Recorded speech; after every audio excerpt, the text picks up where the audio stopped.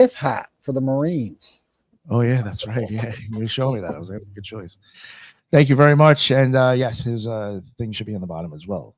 And we got Julia, the Cosmic Peach. What is going on, Julia? How are you? What's up? Thanks for having me, Nick. Excited as usual. Cosmic Peach podcast, wherever you listen to podcasts, and every Saturday on the Cult of Conspiracy. Thanks again. Looking forward to it. Hell yeah, of course, of course. Thank you. And we got Tim Constantine with us tonight. What is going on, sir? Please let Hey, everybody know what your deal is. what's up, Nick? I'm happy to be here. My other show is Sixth Sensory Podcast. I'm on YouTube, Spotify, and Apple. And I love this topic. Super excited to be here. Can't really get enough of this topic, actually. So it's great to be a part of this and what you're doing here, Nick. So thanks. And yeah, happy to be here. Listen, no, I appreciate you showing up. And we got the Ninja, Fratagen, the Ninja. What is going on, sir? What is up, boss? Thank you so much for having me, and thank you to the panel and the guest. And I am Jin the Ninja, so I am the proprietor of a terminally online occult audio e-zine, and it's a Threshold Saint. So you can follow me on X, Twitter, Wukong Reborn, WUKONG Reborn, or IG at Threshold Saints, which is also the show account on Twitter. I just dropped 2 episodes today on the metaphysics of free runs, Beyond Journey's End, which is a hot new anime, and as well Wicked City, which is a OVA from 1987. So thank you so much. Appreciate it. Oh, no, thank you, Jen. I always appreciate it when you can make it. And we got someone joining us tonight. First time on the show. I met this dude at the Cosmic Summit. He's one cool motherfucker, and I wanted to get him on. And I think he has stuff that he can add to the show. So I'm sure you will see him more often after this. Tyrone, please let everybody know what your deal is and what is up, sir. Hey, how y'all doing, everybody? Well, I'm author of Journey Through the Origins of History, bestseller on Amazon right now. I have a website, rebirthoftheword.com, YouTube, Twitter, Facebook, LinkedIn, all kinds of stuff, just trying to get as much exposure as I possibly can. That's why I went to Cosmic Summit, met a lot of great people. It was fun. It was something that I'm glad that I got to experience, and I'm glad to meet you guys here today. Awesome. No, thank you very much. And I will include your links after the show if you don't mind sending them to me so I can include them in the bottom. But yeah, man, I had a blast with Tyrone. And, something I want to do plug to, he's had Ricardo on before. I've had Ricardo on before to cover his book. Tyrone did actually a really amazing job on actually covering his book. Like he went through the book and actually had the guy on and went through the chapters. I highly suggest to go check that out because I was actually really done well. And I've looked at it myself and I was like, fuck, I'm jealous. I wish I did this good of enough job. So go check that out. Finally, to the man of the next hour and a half or 2 hours, how long this takes. We got Chief Dinger. Again, he was somebody that I had met too at Cosmic Summit. Again, he was chopping it up with a bunch of the younger dudes outside when I was smoking my cigarette or smoking my vape. And they were blowing my mind. And, I would see them oftenly and still, have words with some of them, say what's up. They were chilling with Ashton. So I was trying to talk to him. So I saw them around a lot too. So please, Chief Dinger, let everybody know what your deal is and plug anything that you want to plug or advertise. Oh, you're muted, my man. There you go. Hi. Yeah. Cosmic Summit was a blast. It was amazing. The vibe, the hang was immaculate. I just got started into this whole topic that I'm about to delve into 2 years ago when I noticed that the DC versus pulse welding fabrication process, the difference in welding processes was quite astounding because pulse welding is a lot different, and we'll get into that. But it's just been amazing. I've happened to stumble upon some crazy physics that have been already experimented on and are just, I guess, an open secret, as my buddy likes to say. It's all out there. There is no novelty. There's nothing that's new.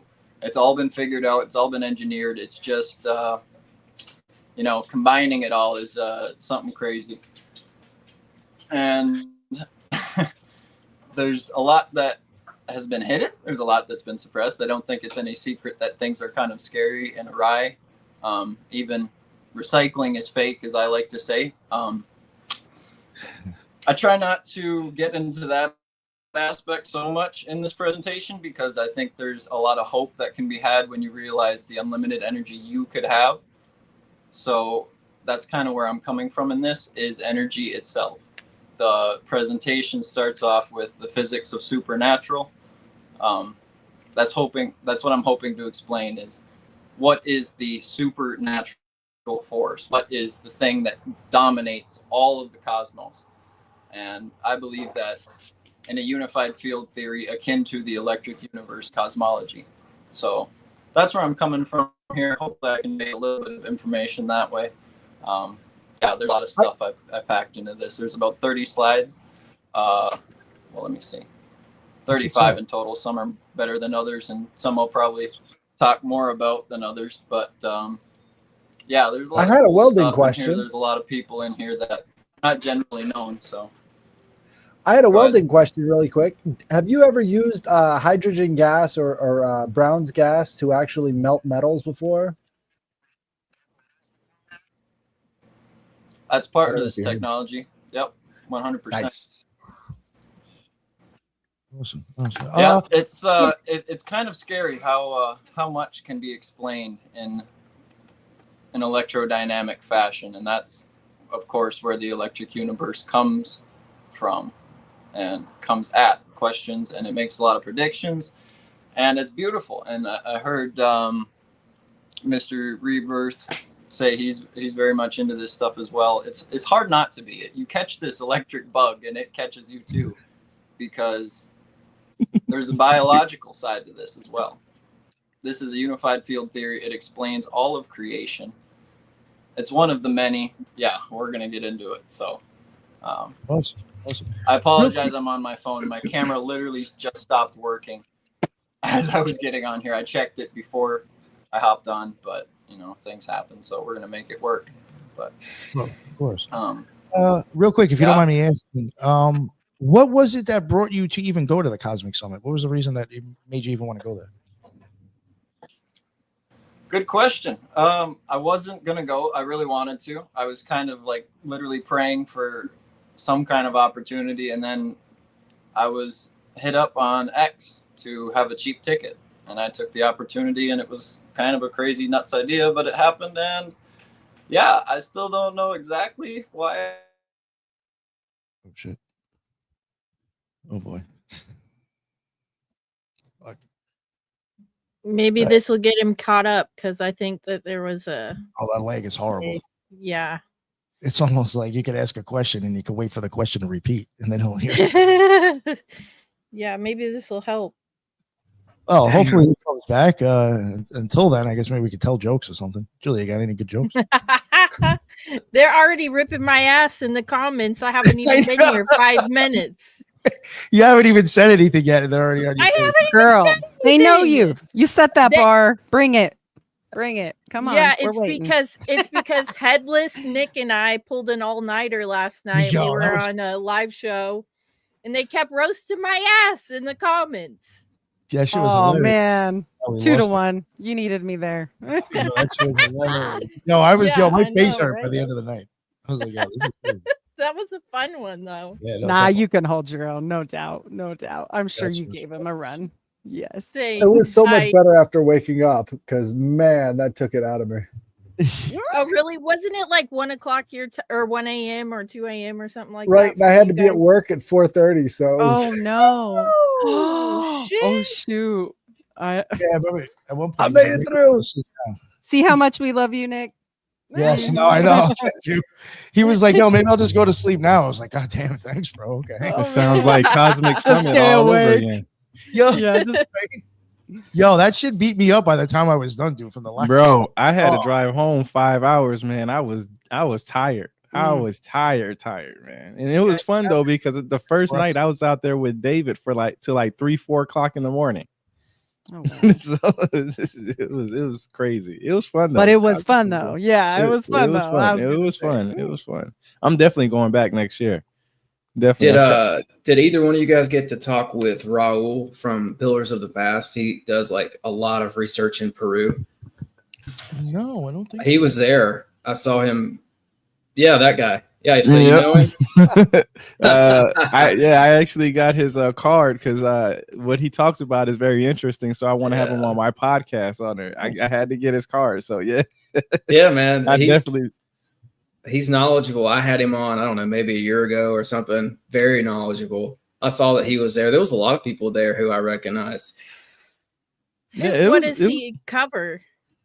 He goes out to all these sites that are either documented and forgotten about or just not documented in Peru, and of which there are many. Like I came across his Instagram, and he's got a good YouTube too, but like the stuff that he was like bringing to light just blew my mind. He's like one of the best kept secrets on the internet. He's finding forgotten, abandoned cities, temples. He found an old stone circle that might be older than like Stonehenge itself. It's unreal that this guy's just not known about. So yeah. I think I've seen some of his work. He just uses Google Maps, right? And looks down at all these places that have no sort of cultural indicator around them. And he just walks out there and photographs the places. Yeah, he films himself going out there. He uses Google, he'll just like look at the landscape, and if he sees something that looks to be out of place, he's like, okay, I might have a city or a temple or something on my hands, and he'll go out there and check them out. And there's just entire unknown cultures that were there that history has nothing to say about. So it's incredible. Probably right next to where all the giant bones are being discovered in Peru. Right? Oh yeah. It's interesting about Peru because there's this theory or idea that their pyramids are much older than the ones in the Giza in Egypt. So that just makes it more interesting to me because everybody follows the pyramids in Giza and say, oh, they're so old and blah, blah, blah. And then you turn around and hear about Peru and then you're like, now we got to change the whole concept and idea of this. Right. Well, if you listen to Gregory Little and he talks about the Path of Souls religion, I was thinking, what if the Path of Souls religion originated in North America and went over to the Egyptians? A lot of people can argue that. I mean, it's not hard to have, travel from one place to the other, I mean, they were off of nature. They were certainly going back and forth between the islands and so like Easter Island and South America. Like they were going back and forth. I don't know where they came from. Like that's still up for debate. I think it's like, did they originate in North America or did they originate in the islands or did they come from some other land? But they were seafaring and they were traveling back and forth. So maybe they did come from one of our 7 continents originally and not an island. Check the haplogroups. I like to follow the haplogroups because that tells you how people spread across the world from what they say from one location. So I would look into the haplogroups on that. That's to me, that's what I look at the most is haplogroups. Right. There's so many different problems when you're trying to bring this stuff to academia because you'll present them the evidence and they'll be like, it must have been a contaminated sample. Like, I mean, what can we do? How do you get around that blockage? Headless, because we've talked about it before and we both agree that a lot of these places are fucking break off civilizations from Atlantis. And they all kind of like went their own separate directions. I think Egypt, this place, Peru, a lot of the ancient cities and civilizations were just like break-offs from Atlantis, in my opinion. So that sounds crazy, but yeah, I think that's possible because like with this guy we're talking about, Raul, like when he was on the show with me, we were looking at one of the cultures there in Peru that's not really talked about much. And if you go in and look into their legends, it says that they came from across the ocean.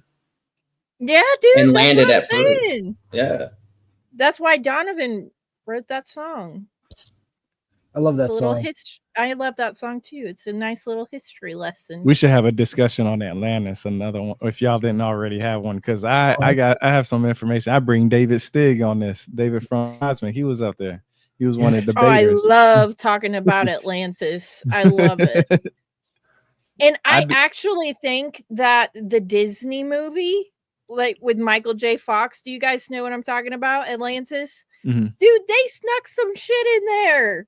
I don't care what anybody says. If you watch that back, they definitely snuck some shit up in there. I almost kind of want to do like a breakdown about it. Well, okay. Is he Chief, back? you hear us now, Chief? I can hear you. Can you hear me? Awesome, Yeah, and, absolutely. and the delay seems to be gone. I guess, like I said, suggested turn off the video. Should work fine now.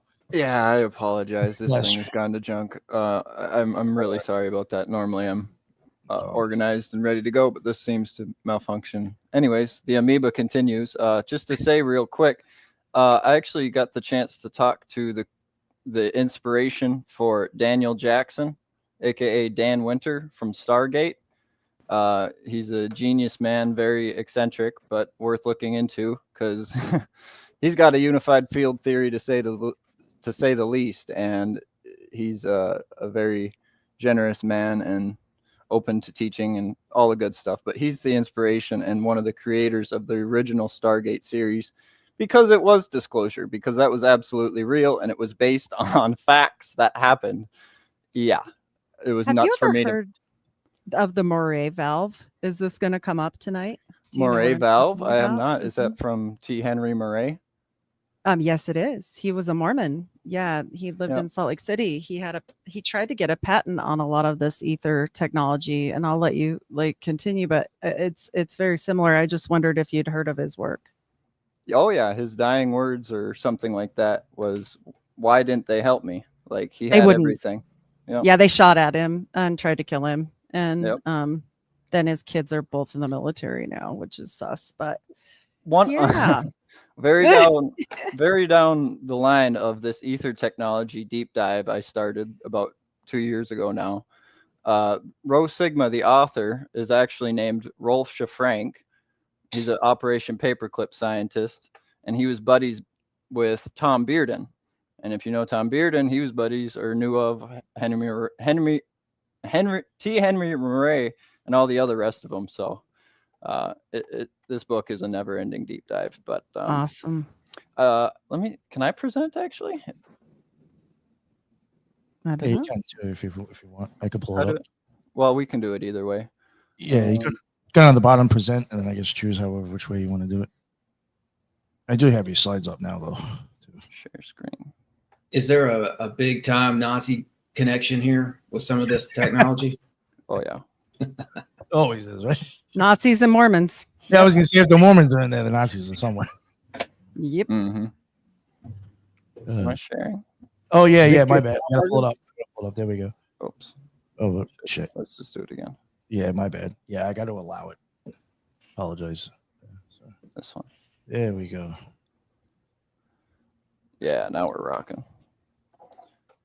Okay. All right, hold on. There we go. I'll just go ahead and does this switch to slideshow for you guys? Oh yeah, there we go. Yeah. Mm-hmm. Okay. Cool. So yeah, from EtherTech to the electric universe, basically, I'm going to go over some free energy sources, some people that created free energy machines, theory behind their sources, and the physics of what is the supernatural source that gives energy. Because as I'll go into a little bit later, that's what physics is all about. Energy. What is energy? Where does energy come from? How do we use energy? That's basically it. That's the gist of it. And by the grace of God, I had heard about the water fuel cell when I was a kid and decided for some reason to research it when I was like 22, 23, and just got into a rabbit hole of this, like wondering if it was even real. Is this process like feasible? Is it super exotic? Is it super hard to attain? All that stuff. And yeah, we'll go into it a little bit more. Deeper dive into creation.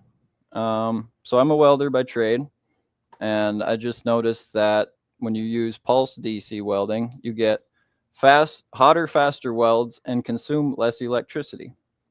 I asked myself, why does it consume less electricity but is hotter? It doesn't make sense, right? You're just simply flipping a switch on and off. That's what a pulse is per se, right?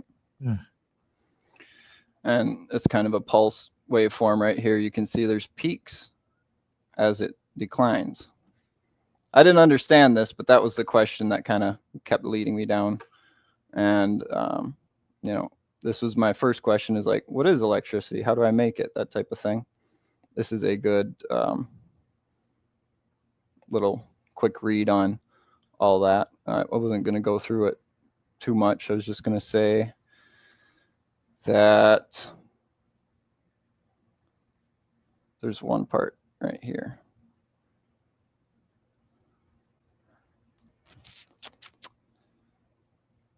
Here it is. If you happen to keep pursuing such questions at the level of graduate coursework in physics, the buck gets past one level further, and you are told that an electron is actually a kind of excitation or defect in a pervasive electron field that fills all of space. But don't try to ask, what is this field or what is it made of? You are likely to be told that such questions are nonsensical and that the electron field is simply a mathematical object. Obviously, you know, I don't believe in purely mathematical objects, but anyways, that's the quote that I just read. And then, you know, my view really did change on electricity when I learned that everything has electrical components to them. Like lightning touches everything, it will strike everything, it will run across everything. It's just what lightning does. And for me, that was revolutionary because I went to public school and, you know, everything's awry and not what they're, you know, anyways. I learned that electrons in bundles are electricity. Absolutely basic for most, but revolutionary in my understanding because all protons have electrons. I thought to myself, why don't chemists know this? Turns out they do. It used to be called electrochemistry. I mean, it's just nuts. Even, and then Avogadro's constant, which relates the particle number in a mass to the mass itself, is basically just measuring protons and electrons. So that's straight up electricity itself. But, you know, we live in different times and it's not called electrochemistry anymore. So I learned that, then I, you know, kept that. So let me step back a minute. I started questioning what's the pulse thing with welding. And then I decided, you know, I want to make some electrical circuits and stuff. Who cares if I don't understand where electricity comes from? Then I got to thinking, what do I even want to make? Turns out I wanted to see if this was even real, if I could replicate it. And then Amazon, after I bought this book, recommended me this book, and it was like $8 at the time, so I bought it. Tried to see if I could debunk it. I couldn't. Everything in it is too real. I'm not even joking. That's basically the whole, book is the reason I'm speaking to you guys today, because everything I've researched stems from here and here. But this thing is nuts. I've heard rho sigma have many interpretations as to what rho sigma, the words mean. I've heard it named prudent power, Cairo, all kinds of crazy stuff. If you look it up, there's not really good explanations for what it means. It's like fraternities pop up mostly. It's kind of stupid, but. Can I ask you about electrons real quick? Because you brought up lightning. From what I understand, the electrons are up there floating around in the atmosphere, and the higher up you go, the more accessible they are. And then, so they live there, right? And then when a storm comes through, that's when you start to see the lightning, right? The electrons are already up there. The lightning's almost already up there, but it takes form in a certain type of way during a storm. But I've heard that when you put antennas up into the air, the higher up the antennas, the more access to these free electrons you're going to get. 100%. You know, they say the Van Allen radiation belts are, the conspiracy theorists say you can't get to the moon because of the Van Allen radiation belts. Well, what are those radiation belts? There are a ton of dissociative electrons and protons, a bunch of molecules running around, whizzing around the Earth that are stemming from the sun and, you know, getting captured in our orbit and then, you know, rotating around. That same thing happens on all scales throughout the Earth. You know, when you think of what is grounding, even like where is this beam of electrons here that's striking the tower? Where is that grounding to, you know? Well, that maybe there's the electrons up in the atmosphere, that's the above, and then the below version would be like the fault lines or the energy lines that some of the ancient cultures worldwide were like building their pyramids on, right? There's an above and below to this, right? Perhaps. Oh yeah. We're going to get into that. I got that a little bit farther down, page like 24, I think. The last 10 pages are kind of information dense, not so much in their presentation, but in the things I could say about them, and then the things that you guys could probably research off of the pictures and all that. But just to keep it moving here, so this was like about a year and a half ago. I was wondering, is the Stan Meyer book even real? I linked up with some folks that are replicating the technology and are getting funding and are building.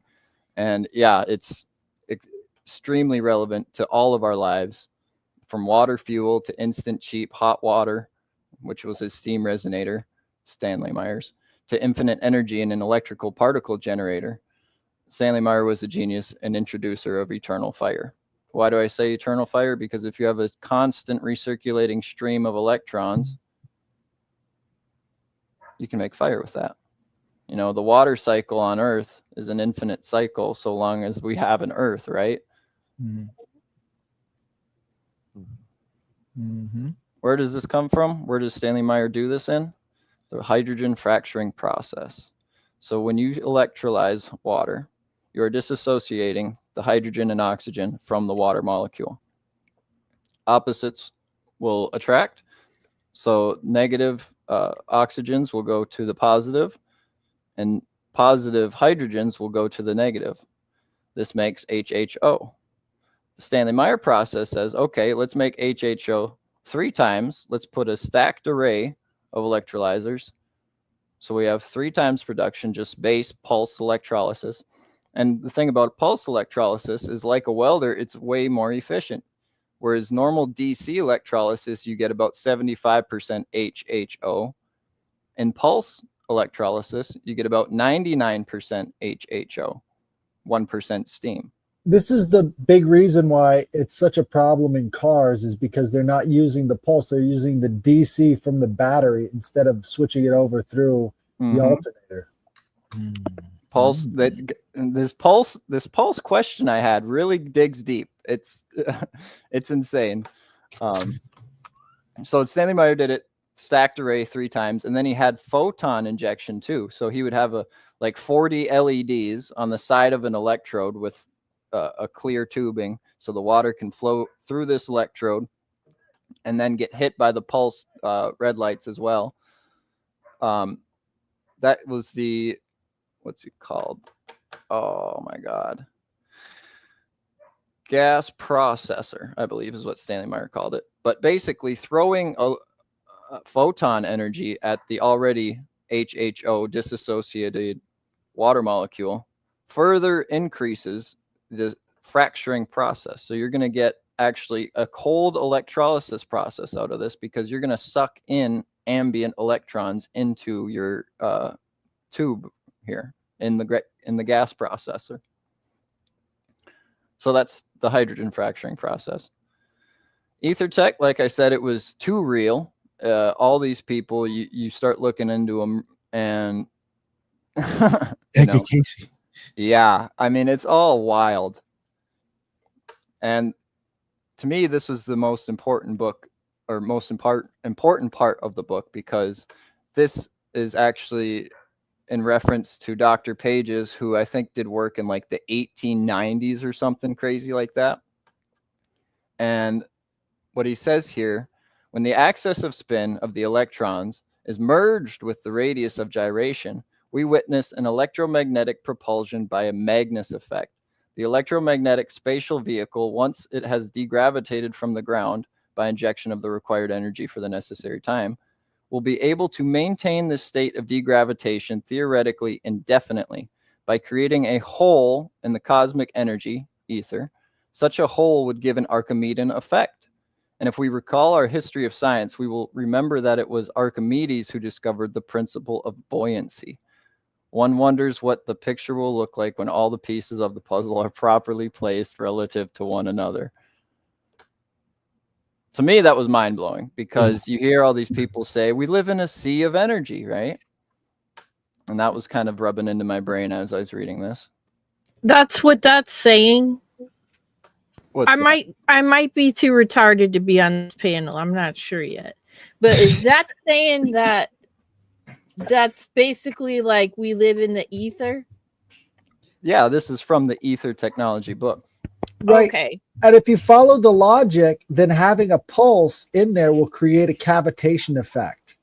And that cavitation effect is an energy multiplier, like with the cavitation. What's the Yeah, I don't even know what cavitation? that means either. Okay. What are you well, talking about? A cavitation? when you've got bubbles that form around, let's say, a propeller under the water, that's a cavitation bubble. That's formed as a void within the water itself. They've been able to stabilize and actually produce light from these cavitation bubbles using sound waves.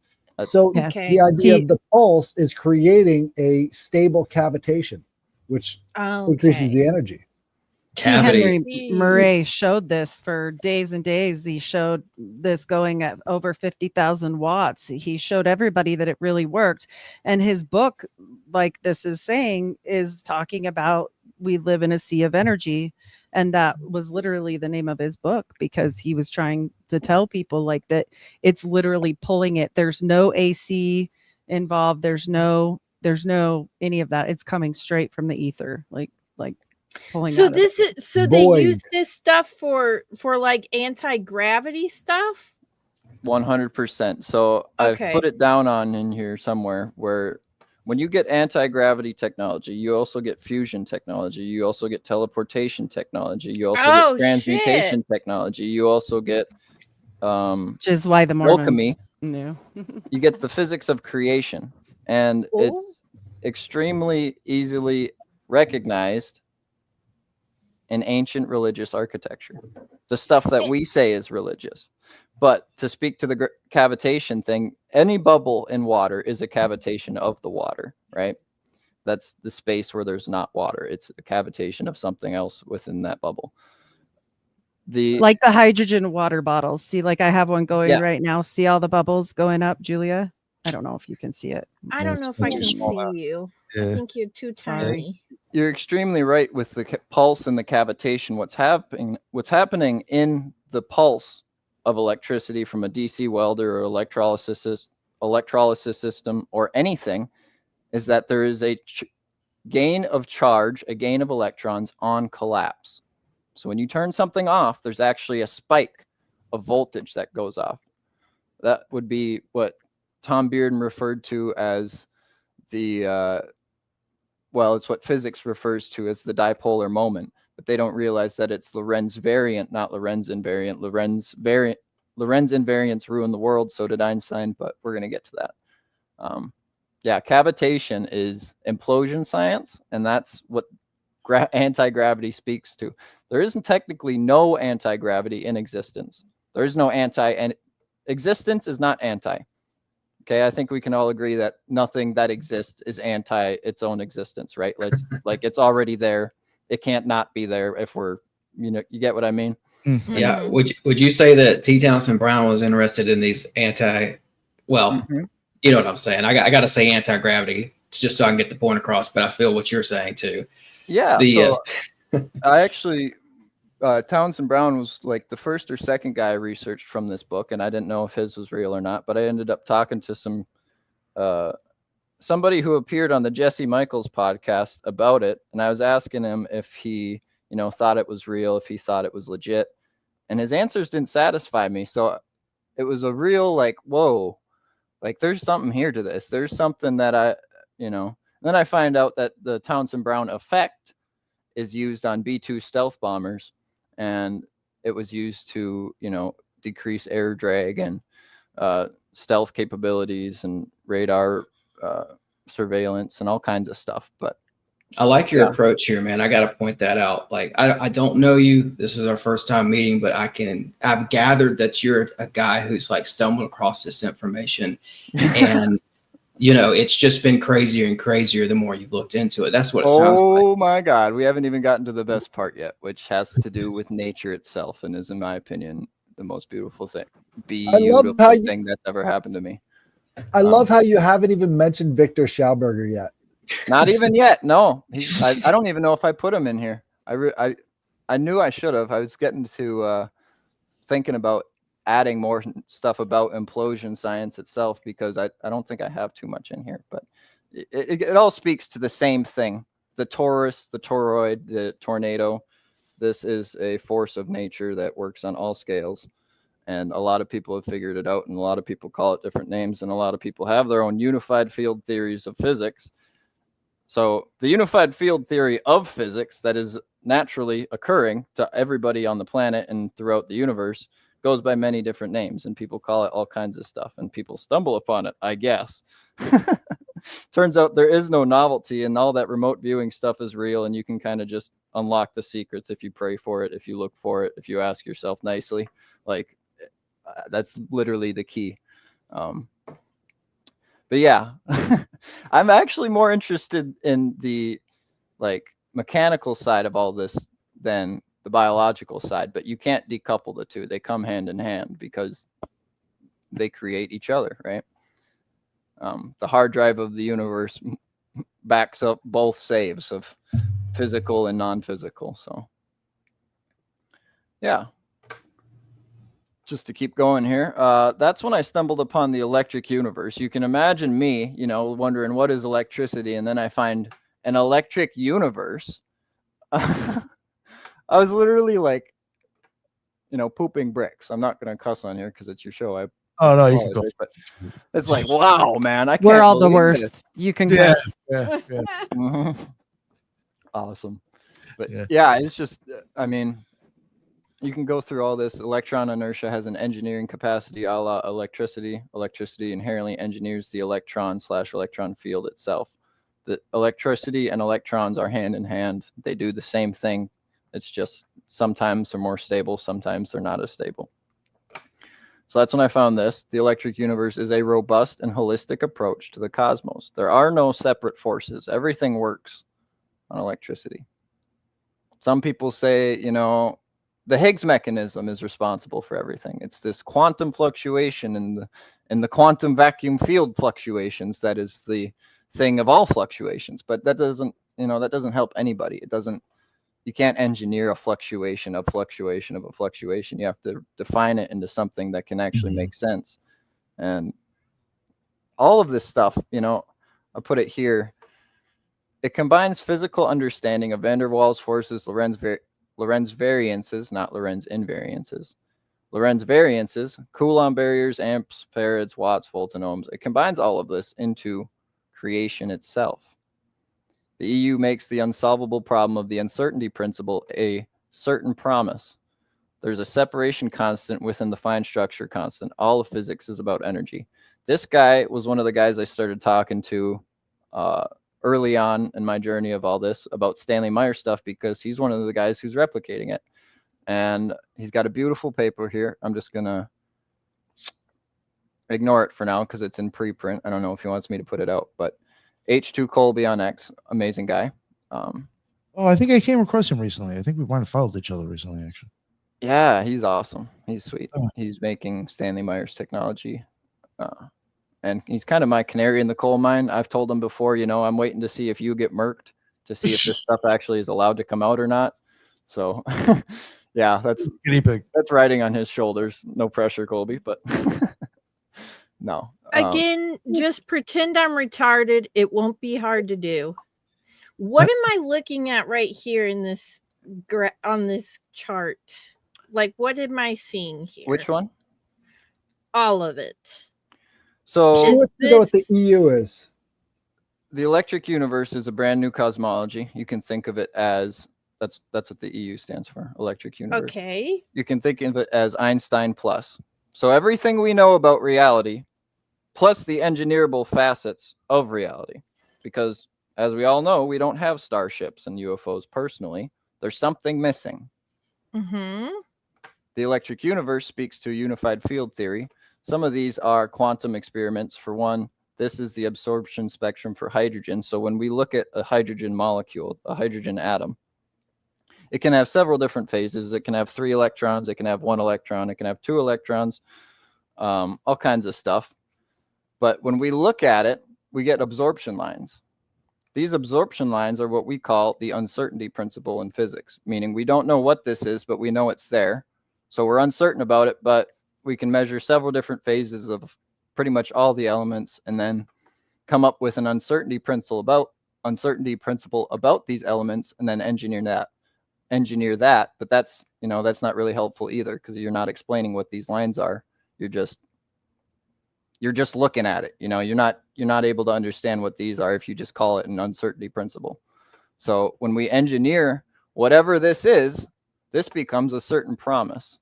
And whatever this is, these absorption lines on the hydrogen spectrum, whatever this is, when this is engineerable, it unlocks everything, because hydrogen at the ground state is the energy aperture for all energy.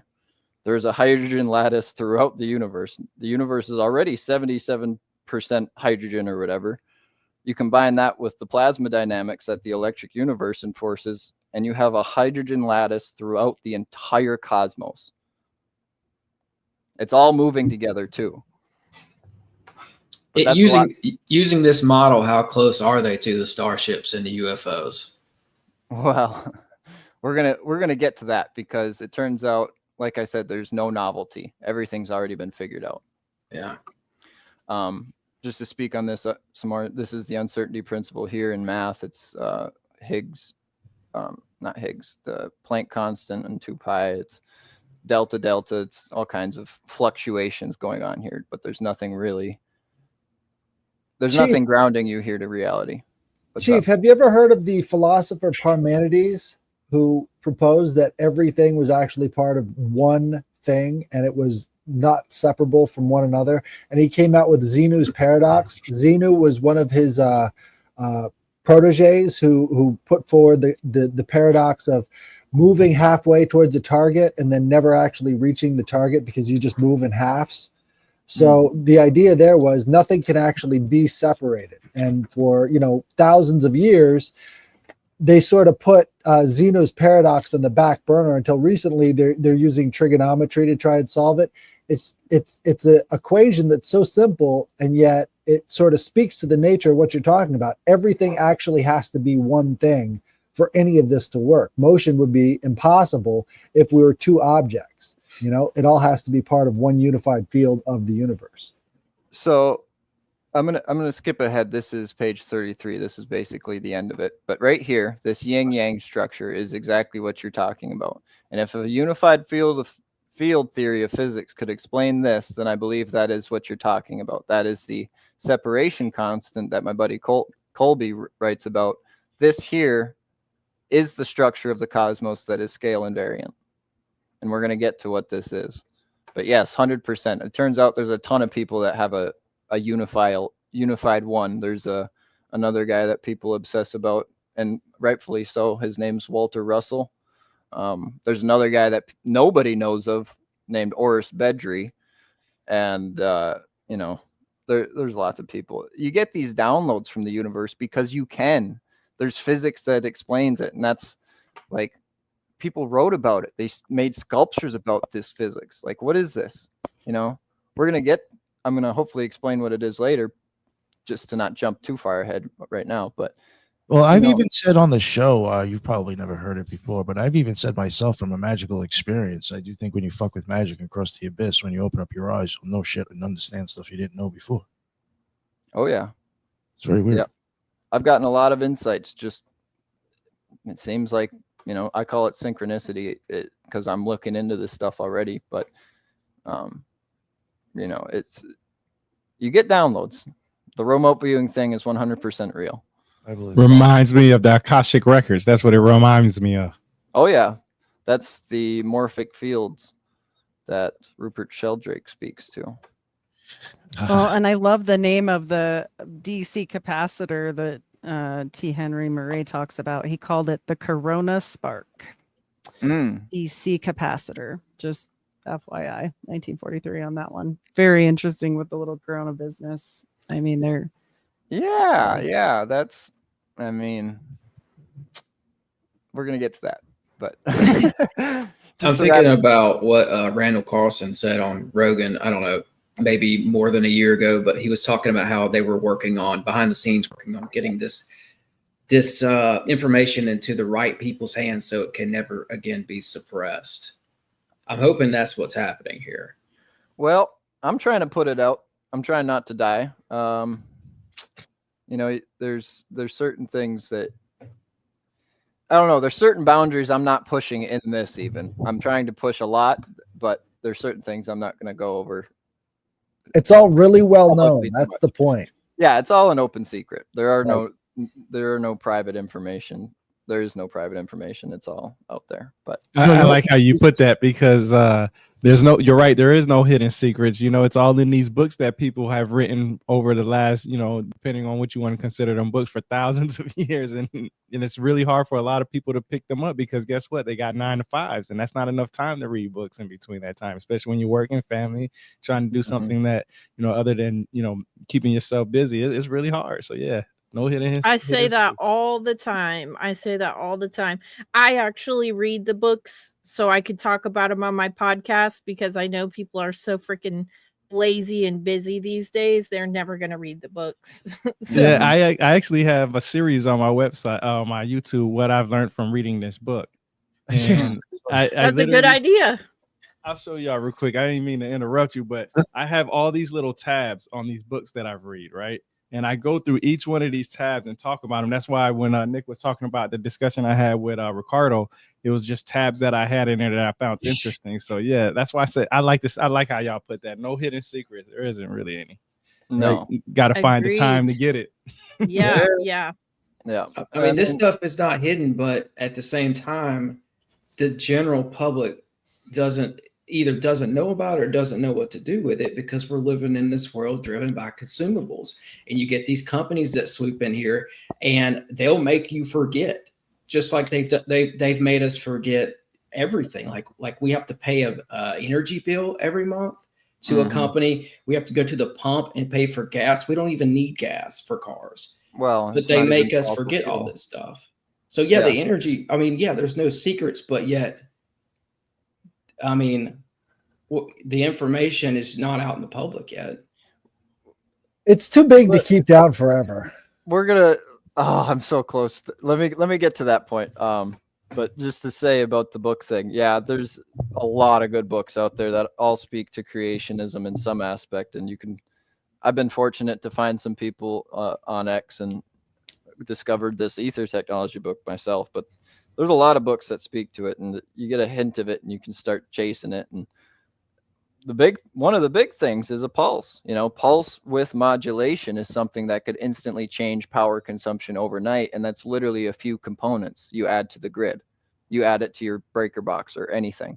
If you have a pulse with modulation device, the switching effect induces a negative EMF kickback that actually gains energy on collapse and gives you more power out than you actually use at the breaker box or transformer, wherever you're tapping energy from.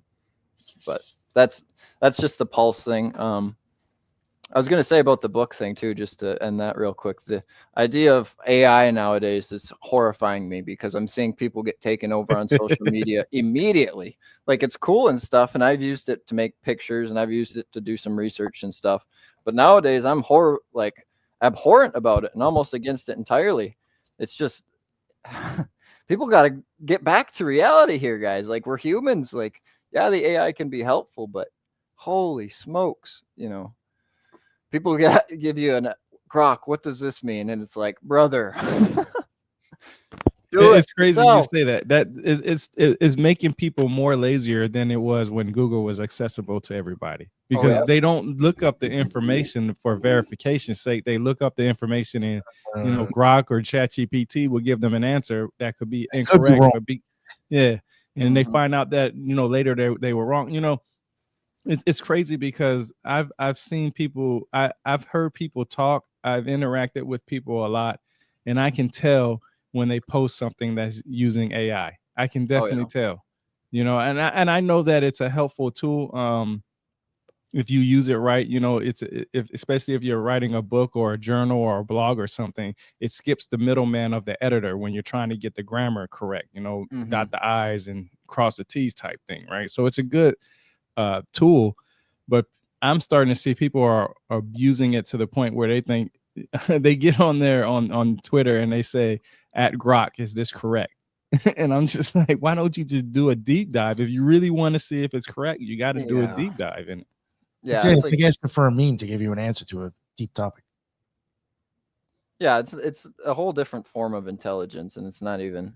It's like, if you're super interested in the alien conversation per se, and then all of a sudden you only care about aliens, it's like, or you only use aliens as your researching topics or as your source information. It's like, all right, well, you're not an alien, so how do you know this is whatever? I don't know. I hate the conversation in general. I'm just over it. But I'll just wrap up this slide here. This here is the Aronoff-Bohm effect. These two pictures right here. Aronoff-Bohm effect is I hate when people name effects their names because it doesn't really tell you what it does. Yeah. But this is longitudinal electrodynamics in a nutshell, and that's another thing that I won't say too much about. Aronoff-Bohm effect. Is that like when they suggest that, or they theorize that if two planets get close to each other, they basically start electrocuting each other? Well, I mean, so it looks like. Yeah. You go from here and you go here. Imagine this going to this. Like, imagine this being a little tendril of the solar corona extending out past the sun's surface. And it goes, and that's just one little thing, broad spectrum. And then imagine this being this, and these being these, and another one right here. You can imagine if they're orbiting and then lining up, sometimes those electrons are going to line up and there's going to be a zap. So could that be what happened to the Astro Belt? Because see, you hitting the nail on there for me. You got that shit completely different. Holy fuck. Well, there's nodes of creation, there's nodes of disruption, right? So if you have that is booked out. There's a couple different ways to come at this. One is whispering galleries. Whispering galleries are a thing in antennas and radars that are little flows of non-signal, but that still pick up the signal. They whisper in their gallery. It's a little weird thing. That speaks to combining a signal from a non-signal area, but there's also the opposite of that, right? Like you can have two things that just tear each other apart in their orbits, or when they get to a certain part of their orbit, or all kinds of things. What's very beautiful about our solar system is its scale invariant itself. The sun is a hydrogen atom. We are a very stable orbit around this sun, and therefore the Earth is actually boiling life off. The Earth is a very radiant device. It is a 0-point energy harvester and extractor and combiner all in one spot. That's why life exists, and that's the scale invariant reaction throughout the cosmos. The electric universe here has a robust and holistic approach, meaning life can pop up where life can pop up. It's not a if, it's not a what, it's just it happens. The good news is, just to jump ahead a little bit. Before you get to the next thing, there was something I just wanted to say real quick because it reminded me of when you were talking about it. I saw somebody post about gases, and it never clicked. And maybe it's almost like the same type of like technology or idea, but there was times when I covered, me and Teresa had covered weather manipulation patents on the show, and they were emitting some gas out, and then like the thing up in the sky was then like sending like a pulse, and like it was using the gas as a conduit into the clouds of the sky. Oh yeah, 100%. And I'm like, oh, it's like almost like the same shit you were explaining before with like the person said on the bottom using gas to like transmit electricity through it. Think of gas, think of solid, think of matter, think of it all as the same thing. It doesn't have to be fluidic. It can be rigid. It can be static. It can be solid, but it is all fluidic in the sense that it can be torn apart and literally ripped to gas, to plasma, to a liquid state. You can melt it down. All matter has some kind of phase transition to it, meaning, we're all talking about a lot of stuff here. I get to that right around here, actually. So this just says the electric universe cosmology. You know, it explains stars, dark matter. It's a new look on established physics, macroscopic and microscopic phenomena. Electricity is the key force shaping the universe. So, speak to the gas thing. How is all this gas in the universe, right, stable? Why is it not a ball? Why is gravity not pushing, pulling, stretching, combining, cavitating all this together? Gravity is not doing its job here, right? There's obviously a lot of this gas in comparison to the background, but it's not, you know, it's not congealed. What's going on here? Well, this here is an arc.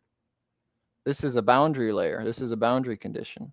You can think of this as being one giant magnetic sheath. And this is plasma. Because in the vacuum is like an ultra dense, super light, super fluid gas.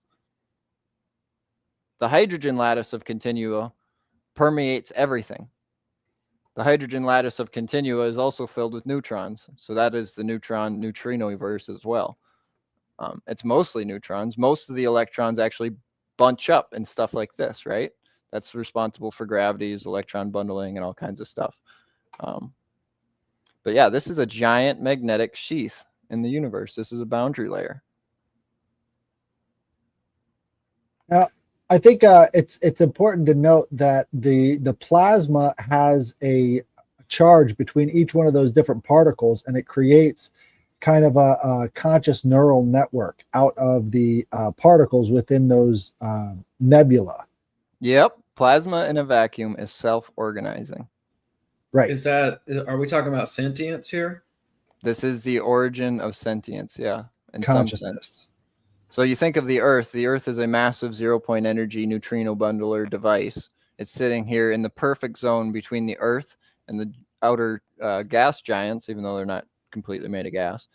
It's sitting here in between all this in the perfect radiant zone between the sun and the outer gas giants to harness all this stuff, all this neutrino matter. Therefore, life arises. Humans are neutrino bundlers. You know, a buddy of mine told me that Plato's shadows, or the shadows on Plato's cave, are literally your hands. You can make the shadow yourself.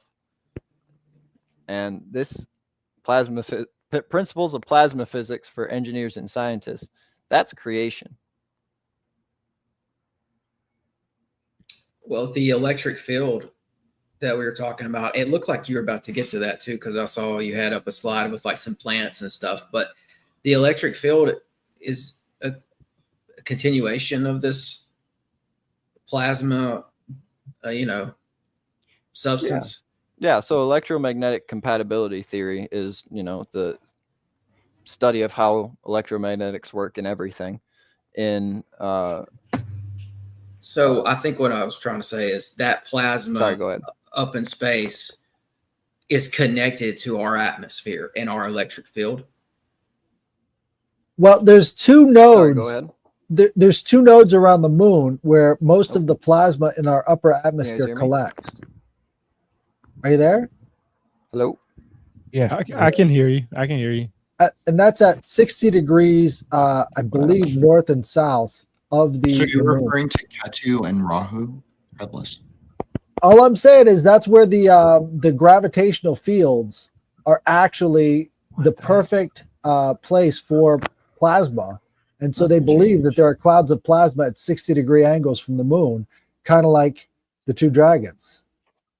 Right. This is accounted for in Vedic astrology that they would be invisible mass bodies. So there is a mass detectable or theoretical or mathematical. So I agree with you. I think that, but I also think it's accounted for in classical astrology. I think it's one-to-one personally. Like when he's talking about it, when you're referring to it, it sounds very similar to me to the more tantric astrological layer. Right. Well, it brings up to me, what if this is the origin of consciousness on the planet Earth? Is like these two nodes and the way that the moon is shaped in basically shaping our consciousness from those different, nodes of consciousness that are hanging out there the whole time we've had a moon. Well, the dragon's not God, though. Well, right, but there's some element that I believe is being exchanged between these two areas. Well, just look at the pull on the ocean. right? Like with the moon, the lunar pole. Like, right? it's obviously drawing, you know, Yeah. or it It's wouldn't. an oscillation. And the So moon that- has a cool light instead of a hot one too. So there's something happening energetically there. Mhm. But yeah, I mean, it seems things down here certainly seem to be affected by things up there. However, we want to define Mhm. them. I mean, whether we're talking planets or not. I mean, the alchemists certainly Birth. believed in planets. Birth, plants, mood, all kinds of things circle around it. Yeah, you don't want Really? to, you know, I'm a little bit of a stubborn guy. I didn't want to admit astrology was a real thing, but it is. It's simply geometry. And crystals are, you know, those are real things too. They do have certain effects to them. Phase conjugate crystals are a real thing. I was gifted one, and it's a kaleidoscope. It's a natural kaleidoscope. It has almost complete internal reflection, meaning you look inside of it and you see the crystal lattice itself. It's a strange object. It's a phase conjugate crystal, and it's always cool. It's a little bit colder than room temperature usually, but yeah, astrology is a real thing. A real thing would be geometry, right? Like, you know, we're just measuring triangles constantly. It's always Pythagoras theorem pretty much all the way down. So yeah, crystals, all that stuff is real. Yeah. Well, John Dee over and over says the language of God is math. Period. So. Well, that's interesting, Heidi, because I was going to ask Chief, why does he not believe in a pure mathematical construct? Me? If he believes in a cavitation, yeah. Well, it's not to say that I don't. I really like. So the mathematical construct, I believe, that describes reality is my buddy Colby's thing. And like I said, I'm sorry I won't post it here because it's a preprint, but it's a separation constant of like 8 variables that when you constantly measure gets you down past the quantum scale. I know it seems like that idea would be like done already, but it's just not. It's not engineered.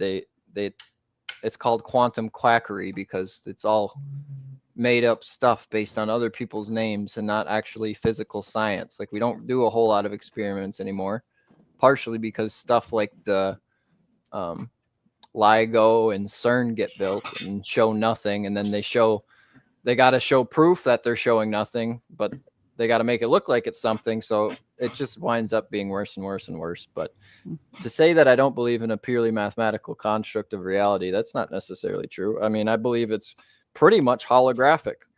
Like everything you could do in a holographic universe, I believe is what we could do in this universe. I believe in teleportation faster than light. I don't believe the speed of light is a limit.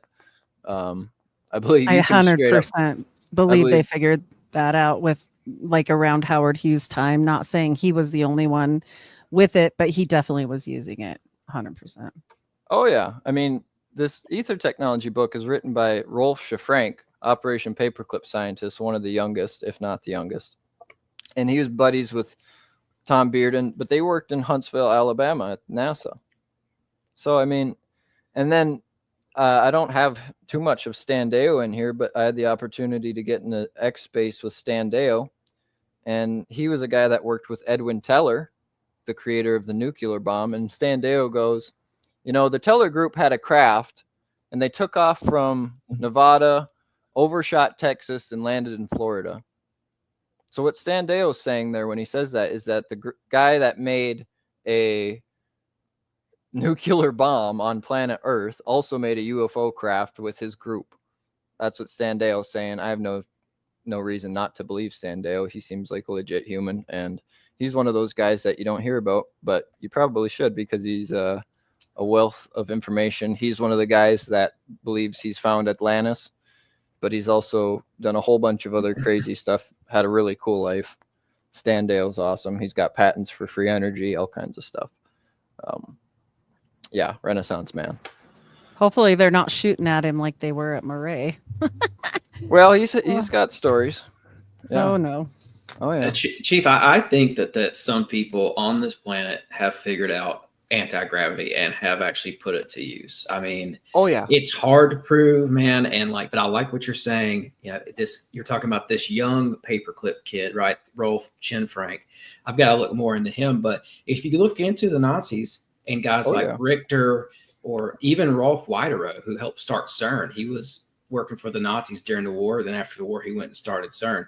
If you start looking into what these guys were really into in the books they were reading, they were into this anti-gravity thing for sure. And T. Townsend Brown, right? Like, I don't know what you heard, but I heard he was in Canada and Canada wasn't really treating him right. So he went to work for the Nazis for a little bit and then they sent him back to Canada. Yeah, let's not forget about the Die Kluck, the Nazi bell. When you said Nazis, yeah, that's what popped up into my head was that Nazi bell. Yep. They had. We have our own. Oh, I apologize. Well, I was just going to say, you spoke of Victor Schauberger earlier. He was the Nazi scientist that came up with the implosion drive that made submarines fly. I didn't know that. I didn't know that either. There's a whole lot I didn't know. There's a whole lot I learned. The Nazis figured out gravity. They won World War II by figuring out gravity. All the conspiracy theories, quote unquote, are probably real. I haven't looked into them too much. I know people say they're in Antarctica, they're in Chile, Argentina, wherever. There's all kinds of reports. I've got a book called Dark Stars, story of the Dark Fleet that apparently took off into the solar system. Yeah, there's a lot to say there. But whatever, yes, we've had the ability to get off the planet for a long time. Whoever figured it out got a hold of the scientists and then gate kept it, literally conquered the world and have a grasp to it still and won't let it out. What I'm trying to say is whatever we have today is worse than Nazis. So. Yeah, well, they were dispersed, you know, like Russia. We don't know what Russia was able to tap into. If you look at Manfred von Ardeen, he was a Nazi scientist that the Russians got. He helped them develop, you know, a toroidal field stuff and like nuclear fusion. And then if you go look at Juan Perón, who was down in Argentina, they got Richter. And we had to send guys down to check on Richter because he was doing Argentinian press conferences and talking about anti-gravity and free energy and stuff. So the Air Force went down there to check on him. And he was like, yeah, I figured out anti-gravity he said, I figured out zero point energy in 1936 for the Nazis. And then all that stuff got dispersed. Yeah. I haven't heard of that story, but I'd love to hear more. That's a good one. There's a lot of them out there. The whole Philadelphia experiment, 100% real. Which is why, you know, I postulate with Howard Hughes, he didn't come back exactly the same because I think he jumped too many times, just like we see with that experiment. It was too big, and we know there was some really horrible things that happened to the people there. So, you know, I would not trust body parts. And, I wouldn't trust 1950s UFOs or teleportation. I'll say that much. No way. They did figure it out. There's a lot of evidence that points to it. It's just we went down the Einstein rabbit hole, and there's a whole quantum field theory that starts kind of in Einstein's time and then is perpetuated that is contradictory to the ether. They say quantum vacuum fluctuations instead of ether. They are the same thing. They've completely uprooted language and science and literally turned the tables on humanity. This cannot be understated. Exactly. So electrodynamics are a quantum mirror. Quantum mechanics are fractals of electrodynamics in nature. The ether is ignored yet proven. For centuries, the ether was the universal medium. Consider the substance through which light, electromagnetic waves, and possibly all forces are propagated. Yada, yada, yada. Einstein's framework overemphasized mass as a static quantity, ignoring its dynamic oscillatory nature, its pulse nature. You have a pulse to you. As implied by quantum wave particle duality. It's an oxymoron. This shouldn't exist. Therefore, Needing an ever-increasing amount of variables to align with experiment, quantum quackery simply attempts to fit unexpected observations. You see this today, like James Webb Space Telescope is still finding stuff that are new and unexpected, whereas the electric universe is sitting here like, we expected this. This here is the Sapphire experiment from the electric universe's creators, Wallace Thornhill, Anthony Peratt, who worked at Area 51 on the largest electromagnetic machine on the planet, the Z-pinch machine pictured here. Anthony Peratt worked at Area 51. They made this experiment called the Sapphire Project, where they attempted to create a miniature sun, and they were successful. But it was by a private company, private partner, private something or another, and nobody knows what really happened here other than it worked, and they showed it. This is a star. This is a Birkeland current. These are the dark matter currents that flow throughout the universe. You can see they're in helical fashion and pinch on themselves. This will come in handy in all of your natural understanding. Helical patterns and crossovers. So Einstein's kind of BS. Nikola Tesla, the man responsible for modern amenities, was giving lectures 130 years ago and used the ether to his engineering desires. I love this quote here. Yeah, this one's better. Every living being is an engine geared to the wheelwork of the universe, though seemingly affected only by its immediate surrounding. The sphere of external influence extends to infinite distance. I would change this to everything. So the book Ether Tech, published in 1977, not a good thing for followers of general relativity, but rho sigma, it, like I was saying earlier, can translate to a few different things, and these are other excerpts from the book. It's often used to, rho is often used to denote density in physics, and sigma can represent standard deviation. So density, deviation. Or density beyond standard deviation, or whatever. You know, it's interesting. Bob Greenyer also said it, rho sigma can mean chiral, or something like that. But yeah, like I said, you look this up, you're not going to find too many good explanations for what it means. At least I haven't. Did he cover that when he did the lecture with Ashton? Did he No, I actually asked him about this personally. I got the opportunity to hang out with him for hours at the college. No, he was a cool dude, man. Actually, my God. Bob was awesome. I just found him either the beginning of this year or a little bit before then, and yeah, he's amazing. He's another guy. I started to think like, so I'm coming up on all of this creationism per se, and I didn't know what to call it. I'm like, this physics seems to like explain how things work, like from the bottom up. What? And then all of a sudden it hit me. It's like, boom, it's creationism. And I'm like, oh, there it is. I've got the download. And then next thing you know, I hear Bob Greenyer say that word, creationism. And I'm like, oh, man. It's another synchronicity that's just wild. But so was Einstein a psyop along with some of these other people who shifted the narrative like Marx or Darwin? Yeah, probably. I'm not going to mince words about it. I'm not for certain. There's a lot of things about Einstein that are extremely off and not at all what we learned about him. So he plagiarized about other people. He plagiarized E equals MC squared, and that's been proven for a long time. So I mean, his whole life could be a sham. Yeah, and he married his cousin and divorced from her. Well, they all do that. Yeah. Hey, good point. Yeah. I want to ask you real quick, if you don't mind, sir. We have a fellow reject that couldn't make it onto the show today.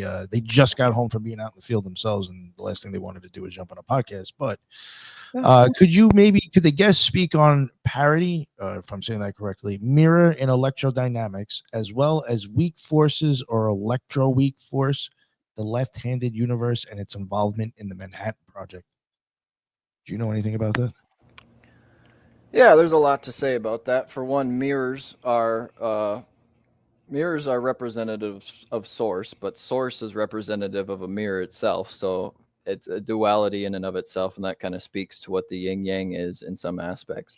Mirrors are used to do a lot of crazy cool things with lasers, and lasers are actually the only man-made thing in the universe. Like there's no other thing that can make a beam of light like humans can, but that's not so much on topic.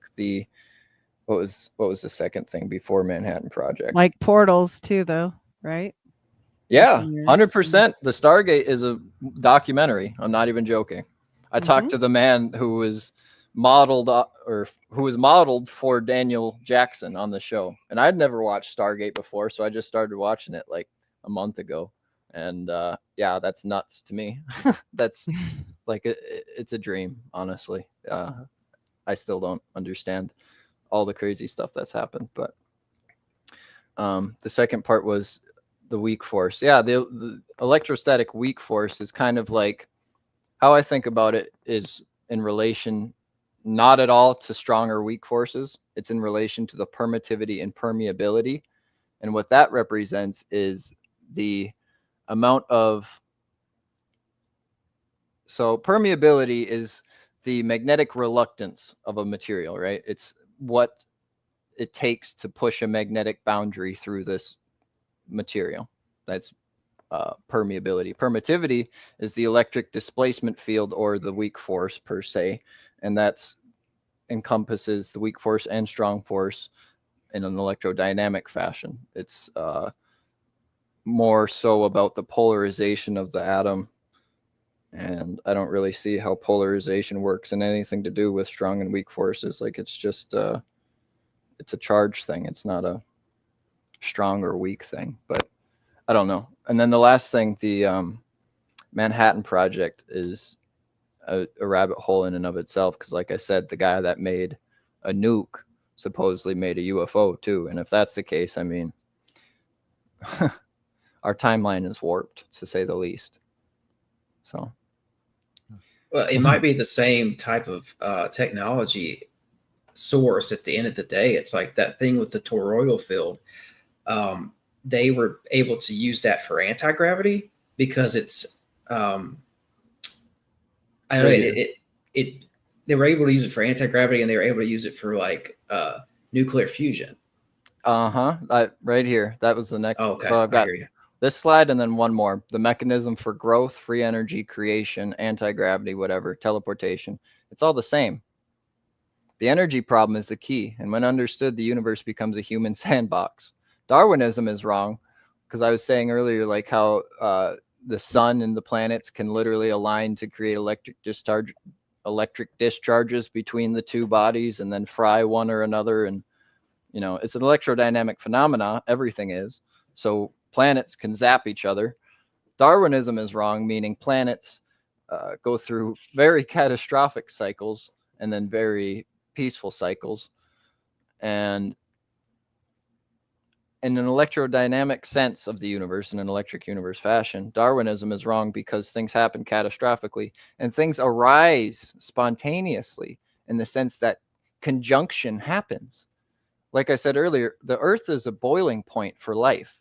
Life will spontaneously erupt here, not in the sense of literally like all of a sudden all mammals arise, but it's like slowly over time there will be a effect where species spread out and then coagulate and intermix. And I guess I should say Darwinism is basically wrong, but it's not completely wrong, because things do happen over time, but it's a much more catastrophic and sequential thing than just random selection based or sex selection based characteristics. Like that's just not the case. Like everything is trying to survive, right? Mm-hmm. So could we go back to that for just 1 second, because you've got the display here of the electric field. I just want to say, like, I think that this is a very real thing, and I think it interacts with plants, and that there was there's a notion that ancient people were taking baskets of seeds up to the top of mounds at sunrise. And as the sun comes up, those seeds get a blast of this electric field energy. Yep. And it's on the mound, so you're already on like a mystical fault line, concentrated energy location already. But it's you. The thought is that those seeds would go on to manifest high yield gardens. Yep. But it all goes back to the electric field, man. Right here, exactly what you're saying. Ebner effect. They call it, like I said, I kind of hate it when they call it people's names because you don't know what it is. But the Ebner effect, if you look it up, is a static electric field surrounding plants, fish, eggs, and other biological organisms. And when you charge these seeds up, these eggs up, whatever, they revert to a more primordial state. So in his effect, he had like a big static field and wasn't really messing with frequencies or stuff like that.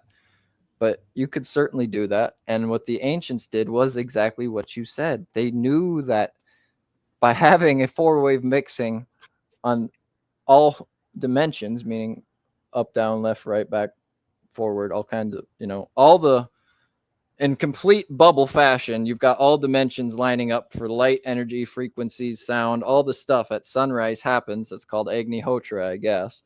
And the ancients 100% engineered that stuff. That's what the monuments around Earth speak to. Human monuments to creation. All religions are correct in some aspects. I have a quick question for you, Chief. How would you feel about the traditional attribution of Aether to be mind? Yes, that's 100% real.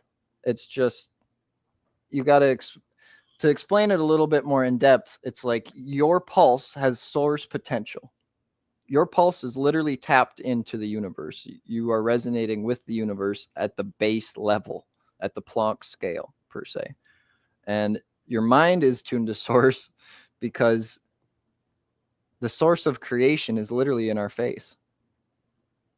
It's what we look like. Our eyes, our nose. These are wave dynamic functional mechanisms. Your eyes point to the point of matter. There's yeah, I'll hold off on that part, but there's a lot to say because yes, you are literally tapped in psychoanalysis, or not psychoanalysis, psychokinesis, teleportation, hovering, levitation, all that stuff's real. Remote viewing's real. Like you could straight up be a Jedi. Most of our movies and stuff put this in our face. All elitist symbology uses this technology, uses this as a reference for their designs. Like a unified field of physics would, let me know if you guys agree with me on this, would combine biology, all mechanisms that we make, like all computers, all engines, all that stuff, and all religions and all ancient structures into a function, right? Like that's what a unified field theory of physics should do. It should explain basically everything. Yeah. Tornadoes do that. And yeah, just to prove the ether thing, like you were asking, I got this right here. Can you guys see this video? No. It hasn't popped up yet. Oh, it might take a second here. Yeah, I don't know if that stuff will pop up on the screen if you're doing it from there. I'm not sure. Oh, I got a screen. Let me screen share this one because it's worth it. It's the top link there. So I'm going to present here. And this is Bob Greenyer? This one's not Bob Greenyer. This one is the first link on that thing. Yeah, that had his name on it.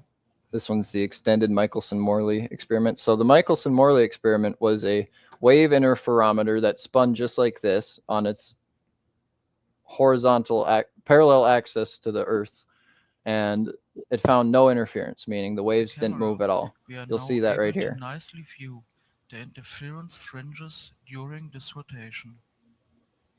No interference pattern. The lines look the same, even though it's rotating. If we go a little bit further ahead, he swaps it vertically. Just as in the previous experiment, we are able to see a clear and good visible interference pattern. Oh, he's not moving it right now. The rotating to the entire interferometer in there we go. Now you'll see it. Rotational movement. and are watching the projected interference pattern on the screen. You are now able to clearly see a movement of the interference fringe pattern. You If are we now look closer, clearly able to see a movement of the interference pattern. So what's going on here is when the light is deflected on a radial axis, nothing happens.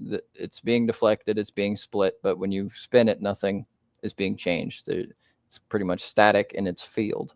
So even though it's spinning in its field, its little spot it's created, there's not much going on. When he switches it upright, this happens. Interference.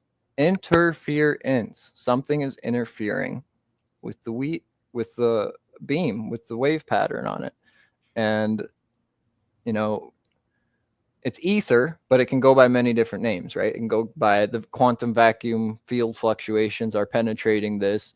The capacitively coupled electrons surrounding the beams are, acting in accordance to Earth's gravitational field, whatever.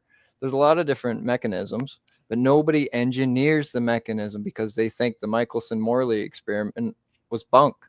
They think that just rotating it on a radial axis parallel to the Earth is disevidence of the ether. It proves that there was no medium. But they don't know that you rotate it vertically and it proves there's an ether. Like, it's so simple. It's right here. You can watch it for yourself. It's moving back and forth. Something's disturbing the light-bearing medium, the light-propagating medium, or the light-propagating source. Either way, it's an etheric effect because nothing happened when they put it on a radial axis, whatever. So let me stop screen sharing that.